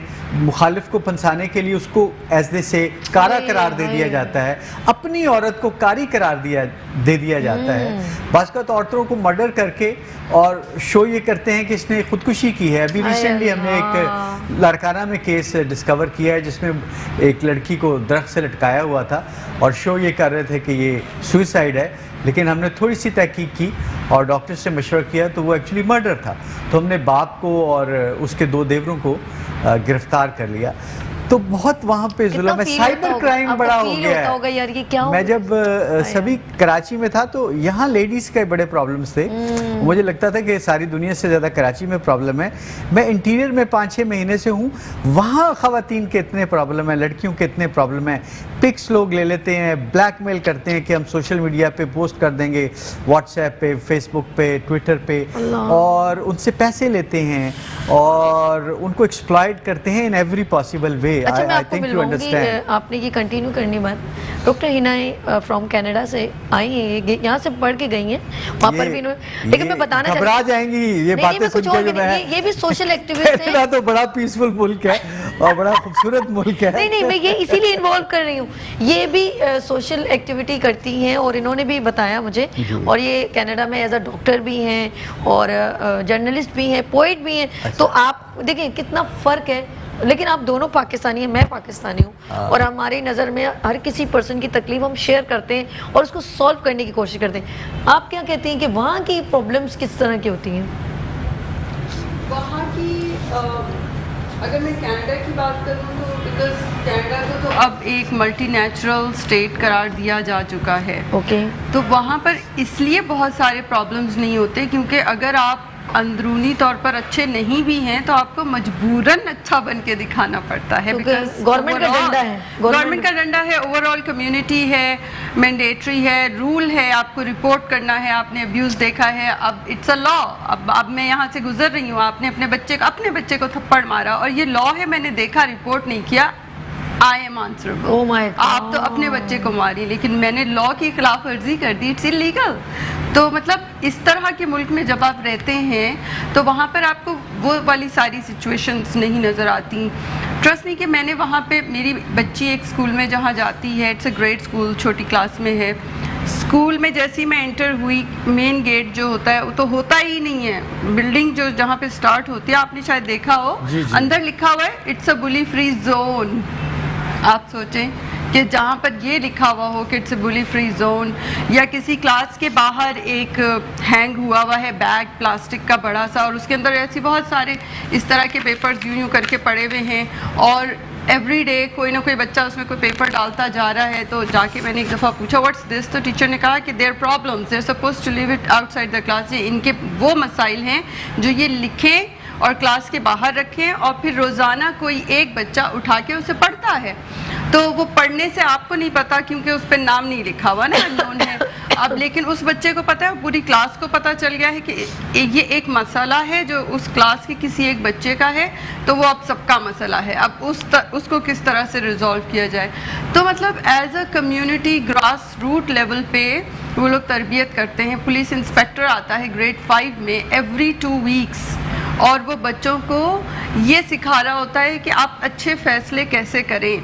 आपने ये सोचना है कि अभी आप ये कर रहे हैं और इसके आपका दिल ये कर रहा है, लेकिन इसका रिज़ल्ट क्या निकल सकता है। और ये चीज़ एक पुलिस इंस्पेक्टर आके हर 2 हफ्ते में ग्रेड 5 ऑनवर्ड्स बच्चों को सिखा रहा है। तो जब वो कौम बनती है, स्कूल में से ही हमारे बिल्डिंग होती है ना, तो जब वो कौम तैयार होती है तो वो किस लेवल पे तैयार बिल्कुल होगी? सही कह रही हैं कि जब हम लोग उसकी कहते हैं ना, किसी बिल्डिंग के पिलर मजबूत होंगे तो बिल्डिंग भी बड़ी स्ट्रांग होगी। तो जिसकी बच्चे इतने जब उनको इतना सोशल किया जाएगा, हर चीज़ की अवेयरनेस दी जाएगी, तो वो पहले से ही ग्रूम अप हो चुके हैं। हम कहते हैं ना, जब पौधा शुरू होता है तो उसको जिस रुख में मोड़ेंगे वो इसी तरह उसकी प्रेजेंटेशन होगी। तो हमारे इधर मैंने एक कॉलर है रुखसाना जैदी, और वो जमील साहब से बात करना चाहती हैं। हेलो, अस्सलाम वालेकुम। हेलो, वालेकुम अस्सलाम, कैसी हैं आप? मैं फर्स्ट क्लास, मजे में। क्या पूछना है आपने? अच्छी, ऐसे ही कि बहुत अच्छी बात करने की कि क्रिकेट प्रैक्टिस होती है जो माइनॉरिटीज में है पाकिस्तान में, वो भी बहुत अच्छी है, बहुत ही पसंद है। और मैं भी कुछ ऐसे हिंदू खातून को जानती हूँ कि जो है ना, हम लोग के साथ बहुत अच्छी, जब हम लोग तकलीफ के लिए खड़े हो तो वो भी फर्क हो जाती है, हर चीज के लिए वो हम लोग के साथ देती है। अच्छा, और दूसरी की पुलिस के बारे में रहीम साहब से बात करनी थी कि आप तो वक्त पे नहीं पहुँचते, जहाँ नहीं कुछ हो रहा है, जैसे बच्चों को जो भी लोग होते हैं, किसी को पीट रहे होते हैं, मारते होते हैं कि जो कह दिया कुछ कह दिया, तो वो दूसरे लोग भी बहुत शामिल हो जाते हैं, ये भी देखते कि वो असल में हकीकी तौर पे मुजरिम है या नहीं है। और इसकी हमारी अवेयरनेस कैसे पैदा की है लोगों में, कि पहले मालूम ना करो कि वो असली हकीकी तौर पे जो है या मुजरिम है या नहीं। यहाँ पे लोग ये समझ लोग मामला सीखना शुरू कर देते हैं, खाली करते हैं। चलिए रुखसाना साहब, बहुत शुक्रिया जी। रुखसाना साहब ने आपसे सवाल जी किया। जी बिल्कुल, इनकी जायज़ शिकायत है। एक्चुअली रिसोर्सेज की कमी की वजह से, गाड़ियों की, मोटरसाइकिल्स की कमी की वजह से बाज़ हमें इंफॉर्मेशन मिलती भी है, लेकिन हमारी गाड़ी एक ऐसे मकाम पे होती है कि जहाँ से बहुत ज़्यादा जल्दी पहुँचना मुमकिन नहीं होता। और मैं आपके साथ ये भी शेयर करूँगा कि पिछले फाइनेंशियल ईयर में हमें बजट एलोकेट हुआ था गाड़ियों के लिए, मोटरसाइकिल्स के लिए, लेकिन कोई गवर्नमेंट के ऐसे फाइनेंशियल हालात थे कि वो बिल्कुल हमें वेट करा के एंड पे उन्होंने उसको ड्रॉप कर दिया। और हमारी हर 10 साल के बाद एक ख़ास तादाद गाड़ियों की कंडेम होनी होती है और उनको नई गाड़ियों से रिप्लेस करना होता है। तो पिछले साल हमें वो नई गाड़ियाँ भी नहीं मिली। आई होप कि इस दफ़ा सिचुएशन बेहतर होगी। और दूसरा मेरा ख्याल है, ये बात करना चाह रही थी मॉब जस्टिस की, जिसके वाक़या ज़्यादा कराची में होते हैं और जगह पे भी हो जाते हैं, कि किसी बच्चे पे उनको लोगों को शक होता है कि शायद इसने कोई चोरी की है, जी। हो सकता है वो वैसे ही वहाँ से गुजर रहा हो और लोग कुछ ज़्यादा नहीं सोचते। एक आध आदमी कहता है ये चोर जा रहा, पकड़ो। अच्छा नहीं, एक रिसेंटली वाकया हुआ था, एक रिसेंटली हुआ है, तो उस छोटी सी उम्र थी, उसको मारा और उसको मार दिया, जान से मार दिया। मैंने उसकी वीडियो क्लिप देखी, बहुत दुख होता है ऐसे ना। लोगों के पास कोई ऐसा कानूनी इख्तियार नहीं कि वो सड़कों पे फैसले करें। अगर किसी ने कोई जुर्म किया है तो सिटीजन्स का सिर्फ इतना रोल है कि अगर उन्हें रीजनेबल शक है कि इसने कोई जुर्म किया है तो वो उसको सिटीजन अरेस्ट करें। बिल्कुल। उस पर टॉर्चर वो बिल्कुल नहीं कर सकते, ना वो कर सकते हैं ना पुलिस कर सकती है कानूनी तौर पे। और उसको जो भी नज़दीक तरीन पुलिस ऑफिसर है या पुलिस पोस्ट है, पुलिस स्टेशन है, वहाँ पे उसको पहुँचा दें और अपना वर्शन दे दें कि हमें ये शक है कि इस बच्चे ने ये किया है या कोई एक्चुअल कंप्लेनेंट है कि जिसने मेरी ये चीज़ चोरी की है, तो वो अपना बयान रिकॉर्ड कराए। किसी के पास हरगिज़ इख्तियार नहीं है कि वो सड़कों पे फैसला करे कौन मुल्ज़म है कौन मुजरिम है और इतना टॉर्चर करे कि वो शदीद ज़ख्मी हो जाए या मर जाए। This is absolutely careless, this is absolutely illegal. किसी के पास ये इख्तियार नहीं। जो भी आपके व्यूअर्स आपको सुन रहे हैं वो इस चीज़ को समझ लें और बाकी अपने दोस्तों अजीज़ों को बताएं कि आपके पास कोई इख्तियार नहीं किसी पे हाथ उठाने। अच्छा, सिंध में जो है हमारी पुलिस का क्या किरदार है कि अभी क्राइम के बारे में आप क्या कहते हैं कि क्राइम थोड़े कम हुए हैं या अभी भी वही उसी तरह स्ट्रीट क्राइम चल रहे हैं? स्ट्रीट क्राइम कराची की निस्बत इंटीरियर में बहुत कम है। अच्छा। क्योंकि यहाँ पे पॉपुलेशन बहुत है, आधा शहर जो है वो कच्ची आबादी बन गया है, स्लम बन गया है और दूसरे इलाकों से यंगस्टर्स बहुत यहाँ आ रहे हैं। ट्राइबल एरिया में जब ऑपरेशन हुआ था तो बहुत से लोग वहाँ से यहाँ शिफ्ट हो गए थे, बहुत ज़्यादा। अब उन सबको जॉब चाहिए और जो इकोनॉमिक कंडीशन है वो इतने अच्छे नहीं है। हमारे बिजनेसमैन दोस्त को ज़्यादा खुश नहीं है, कोई नई जॉब्स क्रिएट इतनी नहीं हो रही, तो उनमें से फिर कुछ लोग जब उनको जॉब नहीं मिलती और उनको भूख लगती है तो वो क्राइम की तरफ राग़ब हो जाते हैं। उनमें से कुछ लोग हैं जिनको वेपन हैंडलिंग की बचपन से प्रैक्टिस भी होती है, जिसके हत्थे जो लगे, और फिर वो कोई छोटा मोटा वेपन लेके और किसी तारीख गली में किसी मोड़ पे वो एक्शन करते हैं। लेकिन ये चीज़ें इंटीरियर में कम है। कराची का एक एक्सक्लूसिव प्रॉब्लम है स्ट्रीट क्राइम, इसका इस वक्त सबसे बड़ा मसला बना हुआ है। लेकिन इंटीरियर में जो बेसिक क्राइम होते थे, किडनैपिंग फॉर रैंसम थी, हाईवे डिकॉइटीज, रॉबरीज थी। जब मैं एएसपी था, दादू में था, इंटीरियर में था, तो वो पूरी बस को रोक के डाकू कच्चे में ले जाते थे जंगल में और रॉब करके और हाथ पांव बांध के छोड़ जाते थे। अब ऐसे वाकयात शाज़ो नादर होते हैं, तो इस हवाले से हालात बहुत बेहतर हैं। किडनैपिंग फिर रैंसम अभी होती है लेकिन एक बड़े अनोखे अंदाज की, उसे हम हनी ट्रैप कहते हैं। जंगल में रहने वाले डाकू जिनकी आवाज़ें कोई फेमिनिन होती हैं, कुछ उसको चेंज कर लेते हैं, कुछ के पास सॉफ्टवेयर हैं जिससे वो बंदे की आवाज़ बंदी की आवाज़ बन जाती है और वो रैंडम कॉल्स करते हैं मुख्तलिफ लोगों को और उनसे दोस्ती करते हैं, उनको आहिस्ता आहिस्ता ट्रैप करते हैं, फिर उनको वहाँ कच्चे के और पक्के के जंक्शन पे बुलवाते हैं, रोड साइड होटल्स पे, और उनको चाय वाय पिलाते हैं, उनको बिल्कुल एट होम करके, और उन्हें कहते हैं चले अब हमारे गांव और वहाँ पे खातून आपका इंतज़ार कर रही है। और जब वो वहाँ पहुँचते हैं तो आगे एक ग्रोह क्रूअल डाकुओं का होता है जो उनको फ़ौरन फिर हथकड़ियाँ लगा देते हैं, बेड़ियाँ लगा देते हैं और फिर उनके साथ हर तरह का जुल्म करते हैं, हर तरह की बदतमीज़ी करते हैं और फिर वो रैंसम मांगते हैं। इसको रोकने के लिए हमने जगह जगह बिलबोर्ड्स भी लगाए हुए हैं, पैनाफ्लेक्सेस भी लगाए हुए हैं, सोशल मीडिया पे भी हम इस चीज़ का जिक्र करते रहते हैं, मीडिया पे भी जब मौका मिलता है तो मैं बताता हूँ। तो ये हमारे लिए बड़ा मुश्किल हो जाता है कि कोई कराची से बंदा चले खातून की आवाज़ सुन के और जाके कश्मीर में जो सिंध का एंड है जंगल के किनारे पहुंच जाए और फिर डाकू के साथ चलता चलता कच्चे में चला जाए, खुद ही चल के उनके हाथ जंगल में चला जाए, तो बंदा क्या कर सकता है। और ऐसे लोग पूरे सिंध से बास्कत पंजाब से भी। वैसे मैं हैरान हूँ जमीर साहब जो है, मैं एक बात से हैरान हूँ कि कौन सी जुर्म जो है वो क्या क्या शक्ल बदल के आते हैं, इनके लिए हर वक्त एक नई चीज़ होती है। मैं जिन लोगों ने अभी टीवी ऑन किया है, मैं अगेन बताती हूँ, डॉक्टर जमील अहमद इस वक्त मेरे दरमियान मौजूद हैं, एडिशनल इंस्पेक्टर हैं और हमारे दरमियान इनके लिए एक और कॉल है। अफाक हमारे दरमियान मौजूद हैं। अस्सलाम वालेकुम। वालेकुम सलाम मैडम, क्या हाल है? जी बहुत शुक्रिया, आपने हमारा ख्याल पूछा। मैं बिल्कुल ठीक ठाक हूँ जी। क्या पूछना है हमारे इंस्पेक्टर साहब से?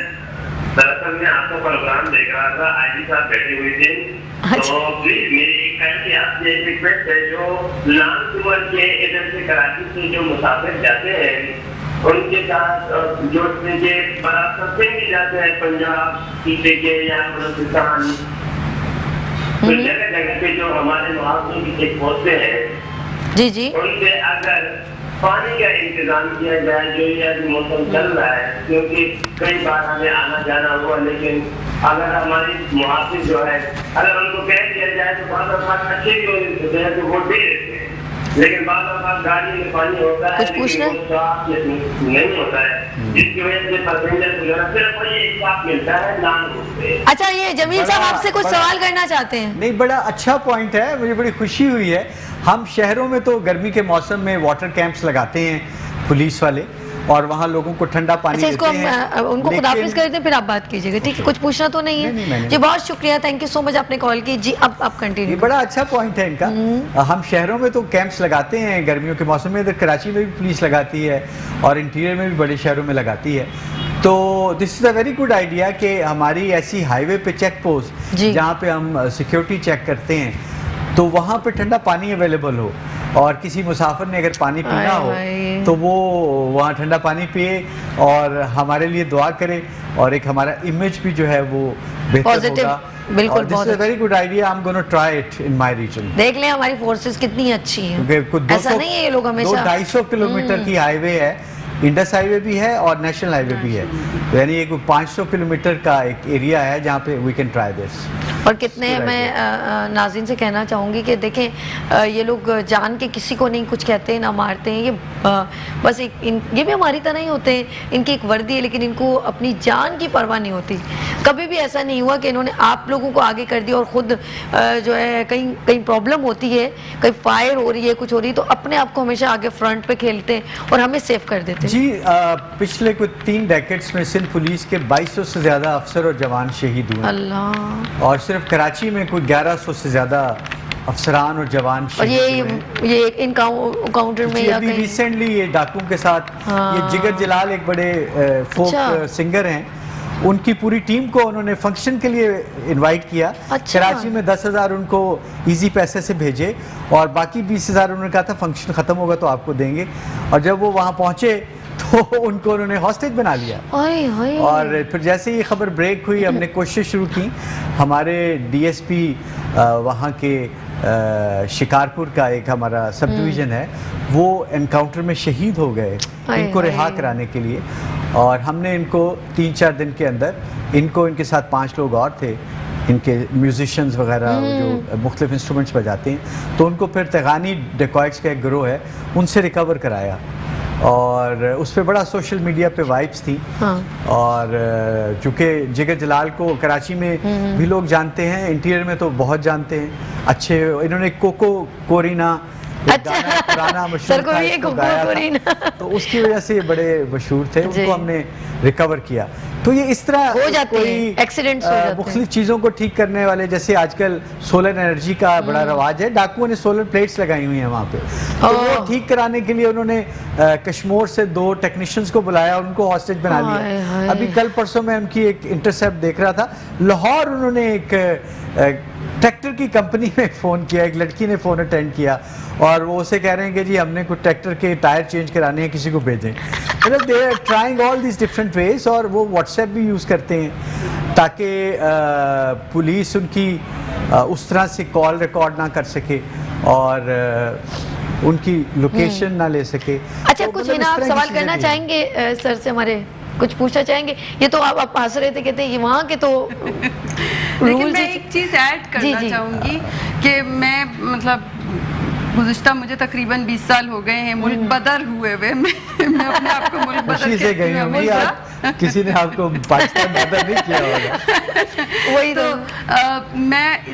मैंने लंदन सिटी में बहुत टाइम 3 साल गुजारे, फिर मैं टोरंटो में, मिसागा में और इस तरह के मतलब बिग सिटीज़, मलेशिया, कोलंबो और वो सब। जी जी। तो ये जो स्ट्रीट क्राइम्स है ना, ये कराची का मसला नहीं है। मेरा दिल बहुत दुखता है कि पाकिस्तान को कुछ कहा जाए, देख रहे होंगे। I don't really- पाकिस्तान हाँ। में इशू कराची में ज्यादा है, लाहौर में हाँ, भी है, ये कह सकते हैं। लेकिन ज्यादा कराची और ये हर मुल्क में, जैसे हाँ। मैंने अब तक दुनिया में जितनी ट्रैवलिंग की है, मुझे इस वक्त सबसे ज्यादा सिविलाइज्ड लंदन सिटी इंग्लैंड का लगा, और उसमें सबसे हाई क्राइम रेट्स हैं, स्ट्रीट क्राइम रेट्स हैं। मतलब जब वहाँ हम घर से निकलते हैं तो हमारे जो रिश्तेदार होते हैं, या जब मैं खुद रह रही थी अपनी पढ़ाई के सिलसिले में, तो हमारे कुलीग्स हमें कहते थे फ़ोन बाहर नहीं निकालना, और वो वाला फ़ोन जो हमारे यहाँ तो कोई शायद आजकल यूज़ भी नहीं करता होगा, उस फ़ोन को भी हमें कहा जाता था कि फ़ोन बाहर नहीं निकालना। चलते चलते हमारी हाँ आदत है ना, जी, फोन यूज कर जी, लेते हैं, किसी कॉल आ जाए बच्चों की, किसी स्ट्रीट क्राइम की। बिल्कुल होता हर होगा, जगह मुझे है। भी कई दफ़ा इत्तेफाक हुआ है, लंदन, हाँ। टोरंटो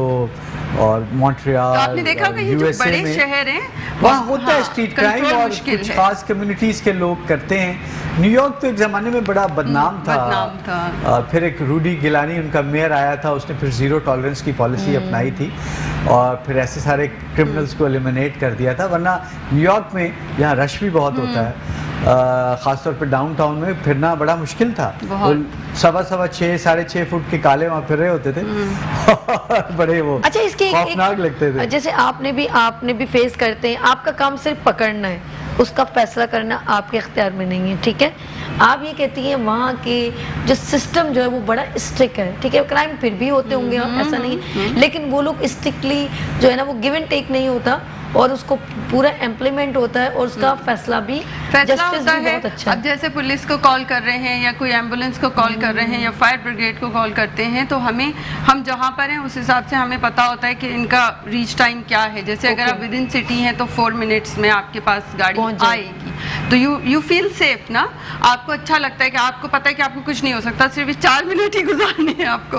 और है। अगर आप सिटी से बाहर हैं, थोड़े से दूर Distance। हैं, 100 किलोमीटर लगा लें, तो आपको पता है कि 11 मिनट्स अराइवल टाइम है, और वो टाइम एस्टिमेटेड टाइम होता है, और उससे पहले गाड़ी आ चुकी होती है। तो ये चीज़ें होती हैं ना जो आपको सिक्योरिटी देती हैं। अब यहाँ पर मैं आई हूँ तो मेरा भाई मुझे कह रहा था कि तुम लोग गाड़ी जाओ, मैं बाहर निकली, 3 का ट्रैक है और 4 ट्रैक्स चल रहे थे, और गाड़ियों के तो लोग छोटी गाड़ियां इस तरह चला रहे हैं जैसे बाइक्स हैं। बड़ी सी ट्रक ने एकदम से कट ले लिया बगैर इंडिकेटर के, पता ही नहीं है। अब अगर मैं रोड क्रॉस कर रही होंगी तो मुझे कैसे पता चलेगा ये ट्रक कहाँ जा रहा है, मैं तो गई। तो आई वाज लाइक, मैं नहीं जा सकती कराची की स्ट्रीट्स पे। और इस दफ़ा ख़ास तौर पर मैं आई, 2.5 साल बाद हूँ, मैं बहुत लंबे अरसे के बाद भी नहीं आई, तो मुझे तो कराची ही नहीं लग रहा। तो लाइक यू नो, मेरे तो like I am the 5th generation, मैं अपने फैमिली जो हमारी है वो हम सेटलर्स क्या हैं नहीं लगा, कराची क्यों नहीं के। लगा, क्या नजर आ रहा है? मतलब पूरा टूटा फूटा है, और वो टूटे फूटे में सिर्फ सड़कें नहीं है, मतलब मेरी जो शार फैसल है, जब हम एयरपोर्ट से निकलते हैं तो चमकती धमकती होती है। जैसा भी हमारा शहर है, हम बहुत अमीर मुल्क नहीं हैं, लेकिन हरा भरा लगता है। हम शार फैसल, मेरा बचपन गुजरा है यहाँ की गलियों में, क्लिफ्टन डिफेंस में। अब तो शहर का कोई हिस्सा लगता ही नहीं है, उजड़ा हुआ लगता है। एयरपोर्ट से मैं निकली तो मतलब सारी साइड की बिल्डिंग्स, ऐसे लग रहा था कि पता नहीं क्या हो गया है, किसी ने पकड़ के उजाड़ दिया है सब कुछ, बिल्कुल मज़ा नहीं आ रहा। सारे जो ब्रिजेस हैं वो ऐसे लगता है कि पता नहीं कितने पुराने हो गए हैं, क्या हो गया है। कलरफुल नहीं लगा, कलरफुल नहीं है, रोशनी नहीं है, वो ताजगी नहीं है, और सड़कों पर भी जो है वो एक अजीब सी अफरा तफरी है। मैंने जब देखा शहर साफ ही नहीं होगा, तरफ आए,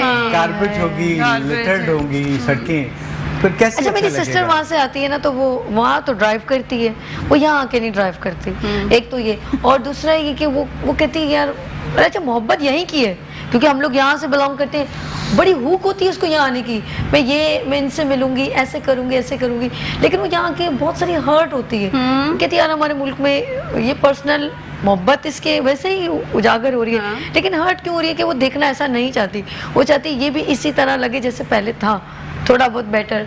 तो अब देखिए ना, आप 24 घंटे का सफर करके आए हैं, 5 दिन के लिए आए हैं, लेकिन वो 5 दिन आप इस तरह तो नहीं गुजारना चाहते। अब मैं या तो अपने घर के अंदर सिर्फ अम्मी को बैठ के देखती रहूं, दैट्स डिफरेंट। मुझे तो सबसे मिलना होता है, मुझे होता है कि मैं अपने दोस्तों से भी मिलूं, मैं अपने अदबी हल्के से मिलूं, मेरा एक सोशल जो कम्युनिटी का सर्कल है, मुझे उनसे भी मिलना। लेकिन वो जाने में इतने कन्वेंट्स में इतना स्टे, वो ट्रैफिक जैम है, लोग बेहंगम हरकतें कर रहे हैं, इस चीज से हर्ट होते हैं। बहुत सारे इश्यूज हैं। आप 2-2.5 साल के बाद आई हैं। कराची की पॉपुलेशन में पिछले 3-4 साल में बड़ा रैपिडली इजाफा हुआ है। और जो सर्विसेज हैं, म्यूनिसिपल सर्विसेज जो हैं, वो उसको हैंडल नहीं कर पा रही। कोई प्लान के साथ ये आबादी नहीं बढ़ी। तो अभी ना हमारे यहाँ ड्रेनेज का सिस्टम है, ना सॉलिड वेस्ट मैनेजमेंट का सिस्टम है, ना सड़कों की प्रॉपर रिपेयर का सिस्टम है। ट्रैफिक सिग्नल्स भी बहुत सारे ख़राब हैं, और जो रिपेयर्स वगैरह और मेंटेनेंस होती है रोड्स की, ब्रिजेस की, जैसे आपने बात की, वो भी नहीं हो रहा, और एवरीथिंग इज़ क्राउडेड। तो और पॉपुलेशन के बढ़ने से हमारा पाकिस्तान का, मेरी नज़र में सबसे बड़ा मसला पॉपुलेशन एक्सप्लोजन है। और कराची में ये सबसे ज़्यादा तेज़ी से हो रहा है, बिकॉज दूसरे इलाकों से लोग शिफ्ट कर रहे हैं कराची। अच्छा, एक और इसका हमें कुछ करना होगा और बड़ा बोल्डली करना होगा। जब मैं थी ना यहाँ, तो कराची वर्टिकली ग्रो कर रहा था, तो हम लोग बड़े खुश थे कि कराची ग्रो कर रहा है, वर्टिकली ग्रो कर रहा है, यूनिवर्सिटी रोड पे बिल्डिंग्स बन रही हैं और हाई राइजेस हो रहे हैं, एवरीथिंग। लेकिन अब कराची तो हॉरिजॉन्टली भी ग्रो कर रहा है, और वर्टिकली तो रुक चुका है, मैं तो कहूँगी तकरीबन, क्योंकि इससे ज़्यादा हो नहीं सकता। लेकिन वो जो हॉरिजॉन्टली बाहर जाता जा रहा है हैदराबाद की तरफ, तो वो भी मुझे लग रहा है कि शायद अनप्लैन्ड जा रहा है। वहाँ समंदर में भी रिक्रिएशनल लैंड्स बनते चले जा रहे हैं, इधर बाहर चलते चले, मतलब कितना एक्सपेंड करेंगे। समंदर में क्या हो रहा है? वो डाल के जमीन डाल के और उधर आइसलैंड के ग्लेशियर पिघल रहे हैं, समुंदर का लेवल बढ़ना है, ये खामखा की मेहनत कर रहे हैं, ये सब जाया हो जाने। अच्छे भले जजीरे जो हैं वो पानी के नीचे आ जाने, तो हम क्या समुंदर से रिक्लेम कर रहे हैं? बेवकूफ़ी है मेरी नज़र में। तो हमें जो शहर है असल उसको ठीक करना चाहिए। और यूर राइट, वर्टिकली जाना चाहिए। सारे बड़े शहर पूरी दुनिया में वो वर्टिकली ऊपर जाते हैं। इस तरह फैलते फैलते आप हैदराबाद को मिल जाएंगे, फिर उसके बाद आगे कहाँ जाएंगे? अच्छा, हमारे ये भी है ना कि जितने भी वो उस साइड से इलाके से सारा कराची पे बोझा जमान का बंदा ही है, लेकिन वो कंजेस्टेड होता जा रहा है, और सब एक जगह कम्युनिटी बसती चली जा रही है। वो जगह, एक कमरे में 3-3, 4-4 लोग जो है ना, वो उसमें 5-5 लोग आते और जा रहे हैं। इतने सोशल इश्यूज हैं इस वजह से कि 2 कमरे हैं और 3 फैमिलीज हैं। आप इमेजिन करें फिर वो कैसे कैसे झगड़े होते होंगे, और फिर वो they all and up in police offices. वो समझते हैं कि पुलिस ही उनके ये तमाम मसले हल करे। अब इस तरह के फैमिली इश्यूज, सोशल इश्यूज और सेक्स रिलेटेड बहुत सारे इश्यूज होते हैं ऐसी जगहों पे जहाँ इतनी कंजेस्शन होती है, और ऐसी ऐसी चीज़ें होती हैं जिनको मैं बयान नहीं कर सकता, जो इस्लामिक रिपब्लिक और पाकिस्तान में हो रही हैं। तो हमें रियली इसका पॉपुलेशन का कुछ करना होगा। बाकी दुनिया ने इसको कंट्रोल कर लिया है। बांग्लादेश हमारा हिस्सा था, 71 में अलहदा हुआ, उन्होंने अपना जो पॉपुलेशन की ग्रोथ रेट है उसको बड़ा कंट्रोल कर लिया है। अब उनकी पॉपुलेशन जो एग्जिस्टिंग है वो कोई ज़्यादा ग्रो नहीं कर रही। अच्छा, मैं इनकी बात को ऐड करूंगी। आपने बहुत अच्छी बात की कि ये पॉपुलेशन पे होना चाहिए। आपने एक अच्छी सी पोएम रेडी रखी है, मैं एक बात करने के बाद आपके ओवर टू हम आपकी तरफ आएंगे। ये बहुत अच्छी बात क्यों कह रहे हैं? क्योंकि मैं जब जहाँ से गुजरती हूँ, बैगर्स जो है ना, एक तो है ना फकीर नहीं गदागर, उनके बच्चे इतने सारे, अब ये नहीं पता उनमें उनके कितने बच्चे या वो अगवा किए हुए कितने हैं, आई डोंट नो। क्योंकि जब बच्चा पैदा होता है वो उसको क्या पता मेरी माँ कौन है, वो तो मासूम है। तो इनका तो एक बिजनेस हो जाता है, और ये ऐसे मेंशन करते हैं हमारे बच्चे, आई डोंट नो। मैं तो कहती हूँ सबसे पहले इनके ऊपर एक प्रेशर देना चाहिए। मैं जब बच्चों को देखती हूँ 6-7 साल के बच्चे रात को 2-2 बजे 1-1-2-2, और हाँ बाकायदा ये गाड़ी भर के, ट्रक भर के कराची में जो है, ये जो ईद और रमज़ान ये सीज़न होते हैं ना, तो ये कहते हैं यहाँ पर सदका खैरात और ज़कात इनको मिलेगी। तो ये इतने सारे बच्चे आते कहाँ से? उन मासूम को अगर मैं 2 बातें कह दूँ ना कि चलो आओ मैं तुम्हें लेके जाती हूँ, मैं स्कूल लेके जाऊँगी, तो मेरे मुँह को ऐसे गौर से देख रहे होते हैं। फिर 3-4 और बच्चे जमा हो जाते हैं, तो वो भी बड़ी मासूमियत से देखते हैं। और फिर वो कोई लेडी आ जाए, कोई जेंट्स आ जाए, तो कहते चलो चलो चलो चलो चलो चलो काम करिए, तो ऐसे बोल रही हैं। तो ये बाकायदा ट्रेन बच्चे होते हैं। और अब हम बात करेंगे, ये इनकी बात को मैंने ऐड किया कि क्राइम बढ़ते कैसे जा रहे हैं, कि हमारे और लोग बढ़ते और मतलब भरमार हो गई है क्राइम बढ़ने की। तो रीज़न फिर यही होगी ना कि हमें पता ही नहीं है कि कौन कौन लोग कहाँ से आ रहे हैं, हम उनके बारे में जान ही नहीं सकते। क्योंकि हमारी गवर्नमेंट अगर इस चीज़ के ऊपर ज़रा सी तवज्जो दे, ये पुलिस का काम या मेरा नहीं है, हम एक शहरी हैं, हम उनको मना कर सकते हैं लेकिन हम प्रेशर नहीं दे सकते। तो आप लोगों को हमारे जो है ना ज़रा सिस्टम को, कुछ लॉज को ऐसे पास करवाएं जो इन चीज़ों को भी तवज्जो दें। हम ओवर टू हो रहे हैं हिना की जानिब। हिना एक पोइट भी है, एक शायरा भी है, आप देखें उनकी शायरी कैसी है जी। किसको आप अक्कासी करेंगे इस नज़्म में? जाहिर है अपने मुल्क को, अपने लोगों को। क्या बात, ये कैमरा है आपका और आप हैं, है ना, प्लीज। Thank you. तो आप सबकी खूबसूरत आप खूबसूरत समातोगी, जमील साहब आप खूबसूरत समातोगी जी नजर। जी शुरू कभी बहारों के मौसमों में जो दिल की बस्ती गजल सरा थी, आहा। ये फिर हमारा मुल्क, हमारा बैग। कभी बहारों के मौसमों में जो दिल की बस्ती गजल सरा थी, वहीं कहीं एक आरज़ू के मचलने की भी बड़ी कथा थी। और जला के जब सारी कश्तियाँ में समंदरों की बनी गज़ा थी, जला के जब सारी कश्तियाँ में समंदरों की बनी गज़ा थी, उसी घड़ी तो जबीन शब पर लिखी गई मेरी भी दुआ थी, उसी घड़ी तो जबीन शब पर लिखी गई मेरी भी दुआ थी। और शेर देखिएगा, ख़ास तौर पे हमारे बैकग्राउंड से रिलेटेड। विरासतों की किताब खोली तो नाम मेरा कहीं नहीं था। हाय हाय हाय हाय हाय हाय, शिकवा है शिकवा। शिकवा नहीं है, हकीकत शिकायत है भाई, क्या है। विरासतों की किताब खोली तो नाम मेरा कहीं नहीं था, मैं चुप थी सोचा कि इसमें शायद मेरे कबीले की भी रजा थी। हाय हाय हाय हाय। विरासतों की किताब खोली तो नाम मेरा कहीं नहीं था, मैं चुप थी सोचा कि इसमें शायद मेरे कबीले की भी रजा थी। और जलेगा दिल तो धुआं उठेगा, जलेगा दिल तो धुआं उठेगा, ये बात ऐसे नहीं छुपेगी। जलेगा दिल तो धुआं उठेगा, ये बात ऐसे नहीं छुपेगी। गली गली ये खबर पहुंचती मगर हवा की अजब दिशा थी। ये भी हमारा ही बैकग्राउंड है। गली गली ये खबर पहुंचती मगर हवा की अजब दिशा थी। और बिना सहारों के ज़ीस्त मुश्किल गुजार आए तो फिर ये जाना, बिना सहारों के ज़ीस्त मुश्किल गुजार आए तो फिर ये जाना कि मैं ही अपने हंसी चमन की ज़मीन नम थी शजर घना थी। हाय हाय हाय कि मैं ही अपने हंसी चमन की ज़मीन नम थी शजर घना थी। कभी बहारों के मौसमों में जो दिल की बस्ती गजल सरा थी। है ना, ब्यूटीफुल, जबरदस्त, बहुत नाइस नाइस, बहुत नाइस। आपको थोड़ी एक्टिविटी, चलिए ये तो आपके बहुत, हम लोग वो बात करते हैं ना, हमने इनके शौक की बात की। आपकी एक्टिविटीज़ में, हैबिट्स में कुछ ऐसी चीज़ें जो आपका दिल करता है जब आप फ्री हो तो I करें? like to watch movies. अच्छा, अभी रात मैंने एक बड़ी अच्छी पाकिस्तानी मूवी देखी है। और उसके अलावा सोशल एक्टिविटीज। तो फिर हीरो कौन सा पसंद है, तो हीरोइन कौन सी पसंद है? अब आए ना ऊँट पहाड़ के नीचे। मर्दों को नहीं पसंद होते। नहीं नहीं, रुक जाए, अभी मायरा मायरा मायरा का नहीं है भाई, आजकल तो बहुत माशाल्लाह पाकिस्तानी हीरोइंस के ऊपर बहुत जो है, मैं भी शायद बहुत हिट चल रही हैं। मायरा खान बहुत हिट है माशाल्लाह। मायरा खान का ये भी है ना कि हरीम कभी फारूकी। कोई उनका हमने स्कैंडल भी नहीं सुना। अच्छा, बड़ा उनका किसकी? माहिरा खान का हाँ, नहीं, बड़ा नहीं। नीट एंड क्लीन इमेज है, किसी कंट्रोवर्सी में वो कभी ये वोट बैंक वहाँ जा रहे हैं। अच्छा हमारे दरमियान है कौन? हेलो, अस्सलाम वालेकुम खालिद। अस्सलाम वालेकुम खालिद।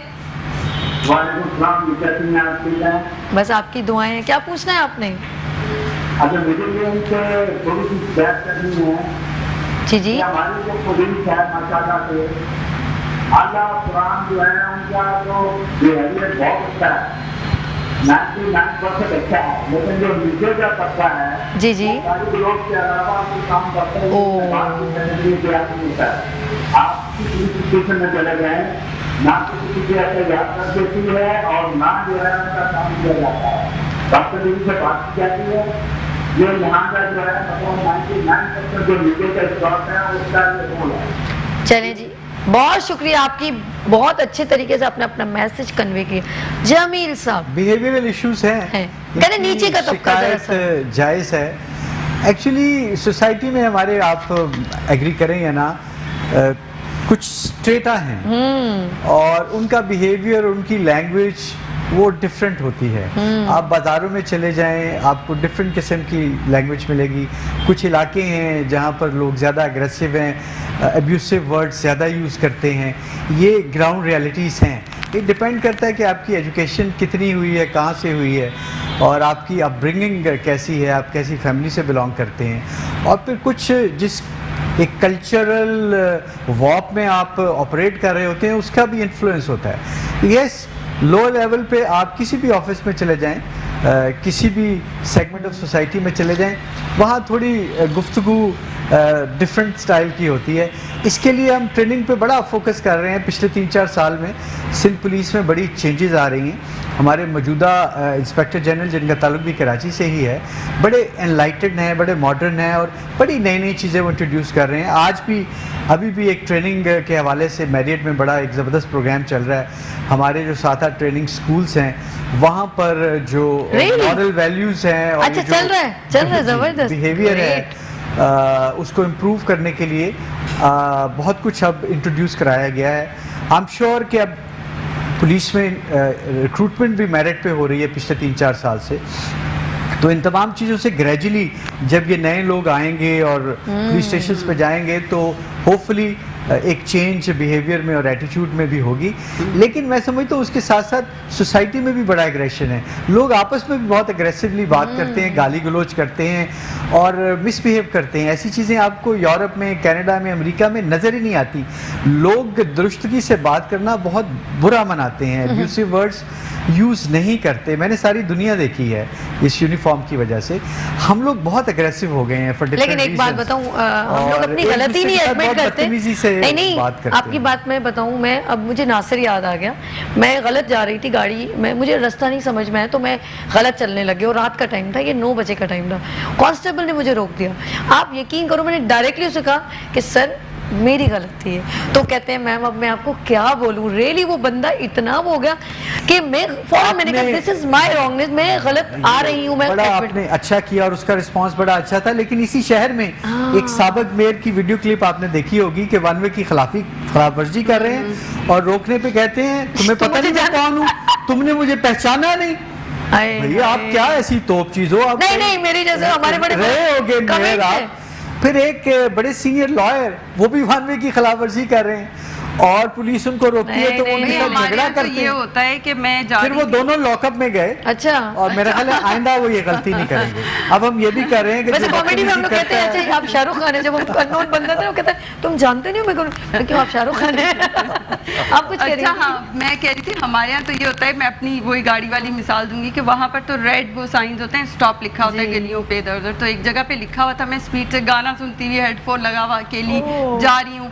अब मैं ब्रेक लगाने के टाइम पर मैं लेट हो चुकी थी तो मैंने आहिस्ता करके लेकिन गाड़ी निकाल दी। तो राइट से मेरी यील्ड नहीं थी, वो जो आने वाली थी उसकी थी, वो भी लेडी ड्राइवर थी। खैर मैं आगे गई और मुझे जहाँ पार्क करनी थी मैं वहाँ पार्क करके अपनी बेटी का वेट करने लग गई। ये औरत पीछे से आई, गोरी थी, चली गई, उसने भी अपना काम कर लिया। उसके बाद वो वापस फिर कर आई और उसने मुझे कहा जी, अब ये देखें कि ये एक रेजिडेंट है, एक आम बंदी है, उसने मेरे बराबर में आके गाड़ी रोकी और मुझे कहने लगी आपने वहाँ पे वो रेड स्टॉप साइन देखा था? मैंने कहा आई एम सॉरी।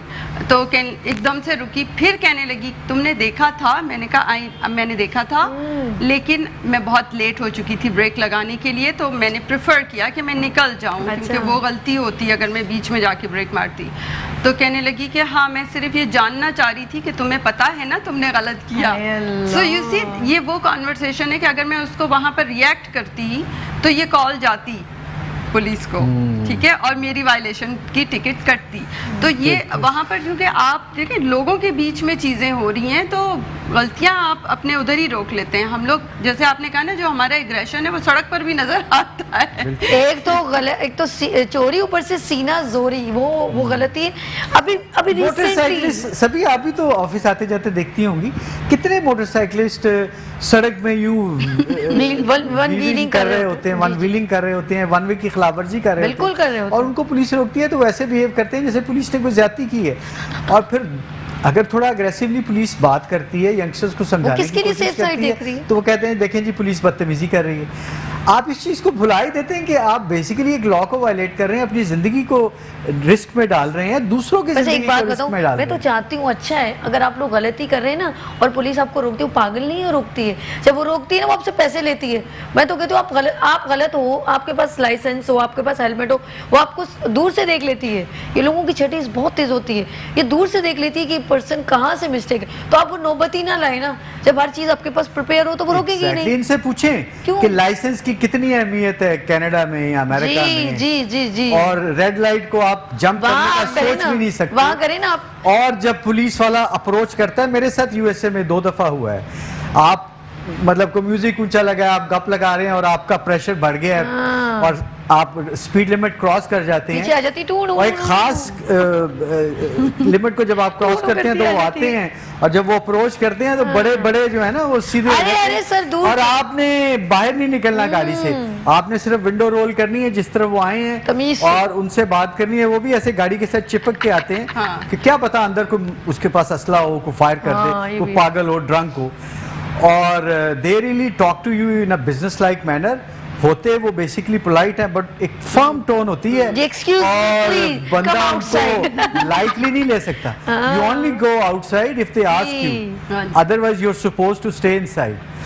तो और यहाँ मैं पे तो हम आपकी बात फिर काटूंगी। एक बहुत इंपॉर्टेंट बात जो खास तौर पे कनाडा में इसी से रिलेटेड है, जो हम डरते हैं कि हमें वायलेशन की टिकट ना मिले, वो ये है कि जब भी कोई ट्रैफिक की टिकट कटती है ना तो वो पुलिस में आ जाती है और फिर वो 3 महीने तक क्लियर नहीं होती। अच्छा। अब आपको पुलिस क्लियरेंस बहुत सारी चीज़ों के लिए चाहिए होती है, आपको जॉब नहीं मिलती अगर आपकी पुलिस क्लियरेंस नहीं है, आप अपने क्रेडिट्स नहीं क्लियर कर सकते, आप बहुत सारी ऐसी गवर्नमेंट की और नॉन गवर्नमेंट की चीज़ें होती है जहाँ पे लिखा होता है कि पुलिस क्लियरेंस रिक्वायर्ड। अब आप 3 महीने के लिए क्लियरेंस नहीं दे सकते, आप क्या करेंगे? मुझे आप घर बैठे- मुझे एक बात हंसी आ रही है। यहाँ पे भी ये सिस्टम होना सुनिए, चाहिए। नहीं। फिर वहाँ पे वो आपके पॉइंट्स भी तो कट जाते हैं ना। और फिर आप बिल और कौन जब- भरेगा? आप 3 महीने घर बैठेंगे तो यकीन करें मैं ताली मारना चाह रही हूँ आपसे, पता है क्यों? मुझे एक बात पे हंसी आई, वो ये हंसी यूँ आ रही थी जब ये बात कही थी। मैंने कहा हमारे मुल्क में क्या है कि आपकी जो है बाइक पकड़ी गई है, आपका उन्होंने चालान काटा है, आपने 250-500 रुपये देके विद इन अ 1 आवर में आप बैक हो गए। इस तरह अगर 3 महीने तक आपकी बाइक बंद होना तो खुदा की कसम वो 100 दफ़ा सोचेगा कि मैंने ये क्रॉस करना है कि नहीं, क्योंकि मेरा सऊदीया में जाना हुआ। मैंने हमेशा मेंशन करती हूँ, टॉपिक कुछ ऐसा आ जाता है, वो एक पट्टी को जो एक बॉर्डर बना हुआ है, वो गाड़ी वहाँ ना कोई कांस्टेबल है ना कुछ है, वो बंदा क्रॉस नहीं कर रहा टैक्सी में, इतनी उसके दिल में डर है। जी फिर इनके पॉइंट्स का नंबर होता है, पॉइंट्स कटते चले जाते हैं जी। और जब 0 पॉइंट हो जाते हैं तो इनका लाइसेंस साल ही के खत्म लिए, हो 3 जाता साल के लिए लाइसेंस और खत्म। फिर अब बताइए। आपको लाइसेंस वो जल्दी फिर दोबारा तो आप issue भी चाहते हैं नहीं करते। पाकिस्तान में ऐसे रूल्स हो होना जाए? चाहिए, होना चाहिए। और फिर वहाँ पे जब आप गाड़ी अपनी खुद ड्राइव नहीं कर सकते ना तो इनसे पूछें कितनी कि तकलीफ बड़ी मुश्किल होती है, वहाँ कोई ड्राइवर श्राइवर नहीं होते तो उससे पहले ही फिर और बंदा टैक्सी बड़ी हाँ, एक्सपेंसिव लग होती पता है। जाता है। फिर ऐसी सेड लग मैंने पता सिर्फ पता जाता है। लगता ही थी, लग पता जाता है। जी नाज़रीन, हमारे पास पता ही नहीं चला टाइम, एक दरमियान कॉलर है, लास्ट कॉलर ले रहे हैं। हेलो अस्सलाम वालेकुम। अच्छा ड्रॉप हो गई है। कितने मिनट रह गए हैं हमारे पास? जी ओके है ना, यू हैव एनी मैसेज अगर आप नाज़रीन से करना चाहें? भाई मैं तो हमेशा ये कहती हूँ कि हमारे ऊपर, क्योंकि मैं अपने आप को हर चीज़ से सुपीरियर, अपने आप को सोशल वर्कर, कम्युनिटी सर्वर समझती हूँ, तो मैं ये समझती हूँ कि हम जो भी कुछ हैं, हम इस वक्त, वो मैं नहीं हूँ, ये कर्ज है, ये हैव टू पे बैक, ये उधार है हमारे ऊपर, हमारे मुल्क का और हमारे लोगों का, और ये सब हमें लौटाना है। और हमें हर वक्त इस चीज़ पे नज़र रखनी चाहिए कि हम इसको किस तरह पे बैक करें, हमें किस तरह ये कर्जा उतारना है। Thank you so much. आपका कैमरा ये है, आपने भी कुछ छोटा सा मैसेज कर। मैं चूँकि मुहर्रम शुरू हो चुका है तो इस हवाले से तमाम लोगों से रिक्वेस्ट करूँगा कि इसमें एक दूसरे के साथ तावन करें, छोटे छोटे इश्यूज़ को एक्सप्लॉइट ना करें, उनको बड़ा इशू ना बनाएं, एक दूसरे का एहतराम करें, एक दूसरे की हेल्प करें। ये 10 दिन हमारे लिए बड़े अहम हैं। और इस दफ़ा एक एडिड जो टेंशन है वो ये है कि चूँकि कश्मीर के इशू पे पाकिस्तान और इंडिया के दरमियान बड़ी टेंशन चल रही है, तो हमें ये ख़दशा है कि वो अफ़गानिस्तान और बलूचिस्तान के थ्रू सिंध में कहीं कोई एक्ट ऑफ टेररिज्म करा सकते हैं। तो इस हवाले से हमें इस दफ़ा ख़ुसूसी तौर पे अलर्ट रहना होगा और तमाम मज़हबी प्रोग्राम, ख़ास तौर पे मजालिस और जो जुलूस है मुहर्रम के, उसके हवाले से बड़ा अलर्ट रहना होगा, गिरदोपेश पे नज़र रखनी होगी, मशकूक लोगों पे नज़र रखनी होगी, ताकि जो हमारे दुश्मन हैं, हौसल एजेंसीज़ हैं, वो हमारे मुल्क के अमान अमान को हर्ट ना कर सकें। तो please stay alert, stay awake जी आप लोग अलर्ट हो जाएं। जमील साहब का मैसेज है, डॉक्टर हिना आपके आने का, डॉक्टर हिना अमरीन बहुत शुक्रिया आपके आने का, डॉक्टर जमील अहमद साहब आपका भी बहुत शुक्रिया। और जिस तरह हिना ने कहा कि मैं कहीं पे भी चली जाऊँ लेकिन मेरे दिल में पाकिस्तान है, इसी तरह डॉक्टर जमील साहब ने कहा कि एक दूसरे का बहुत ख्याल रखें। हम सब जो हैं, हम ये तो मुहाफ़िज़ हैं, हम सब शहरी हैं, लेकिन हम सबको एक दूसरे के साथ मिल के चलना है ताकि हम एक एक दूसरे को सेव कर सकें। मुझे अपनी दुआओं में याद रखिएगा, एक दूसरे का बहुत ख्याल रखें। मुहर्रम चल रहा है और इसका बहुत एहतराम करें और कल इंशाल्लाह फिर मुलाकात होगी। अपनी हो सभी अर्श को इजाज़त दीजिए। अल्लाह हाफ़िज़।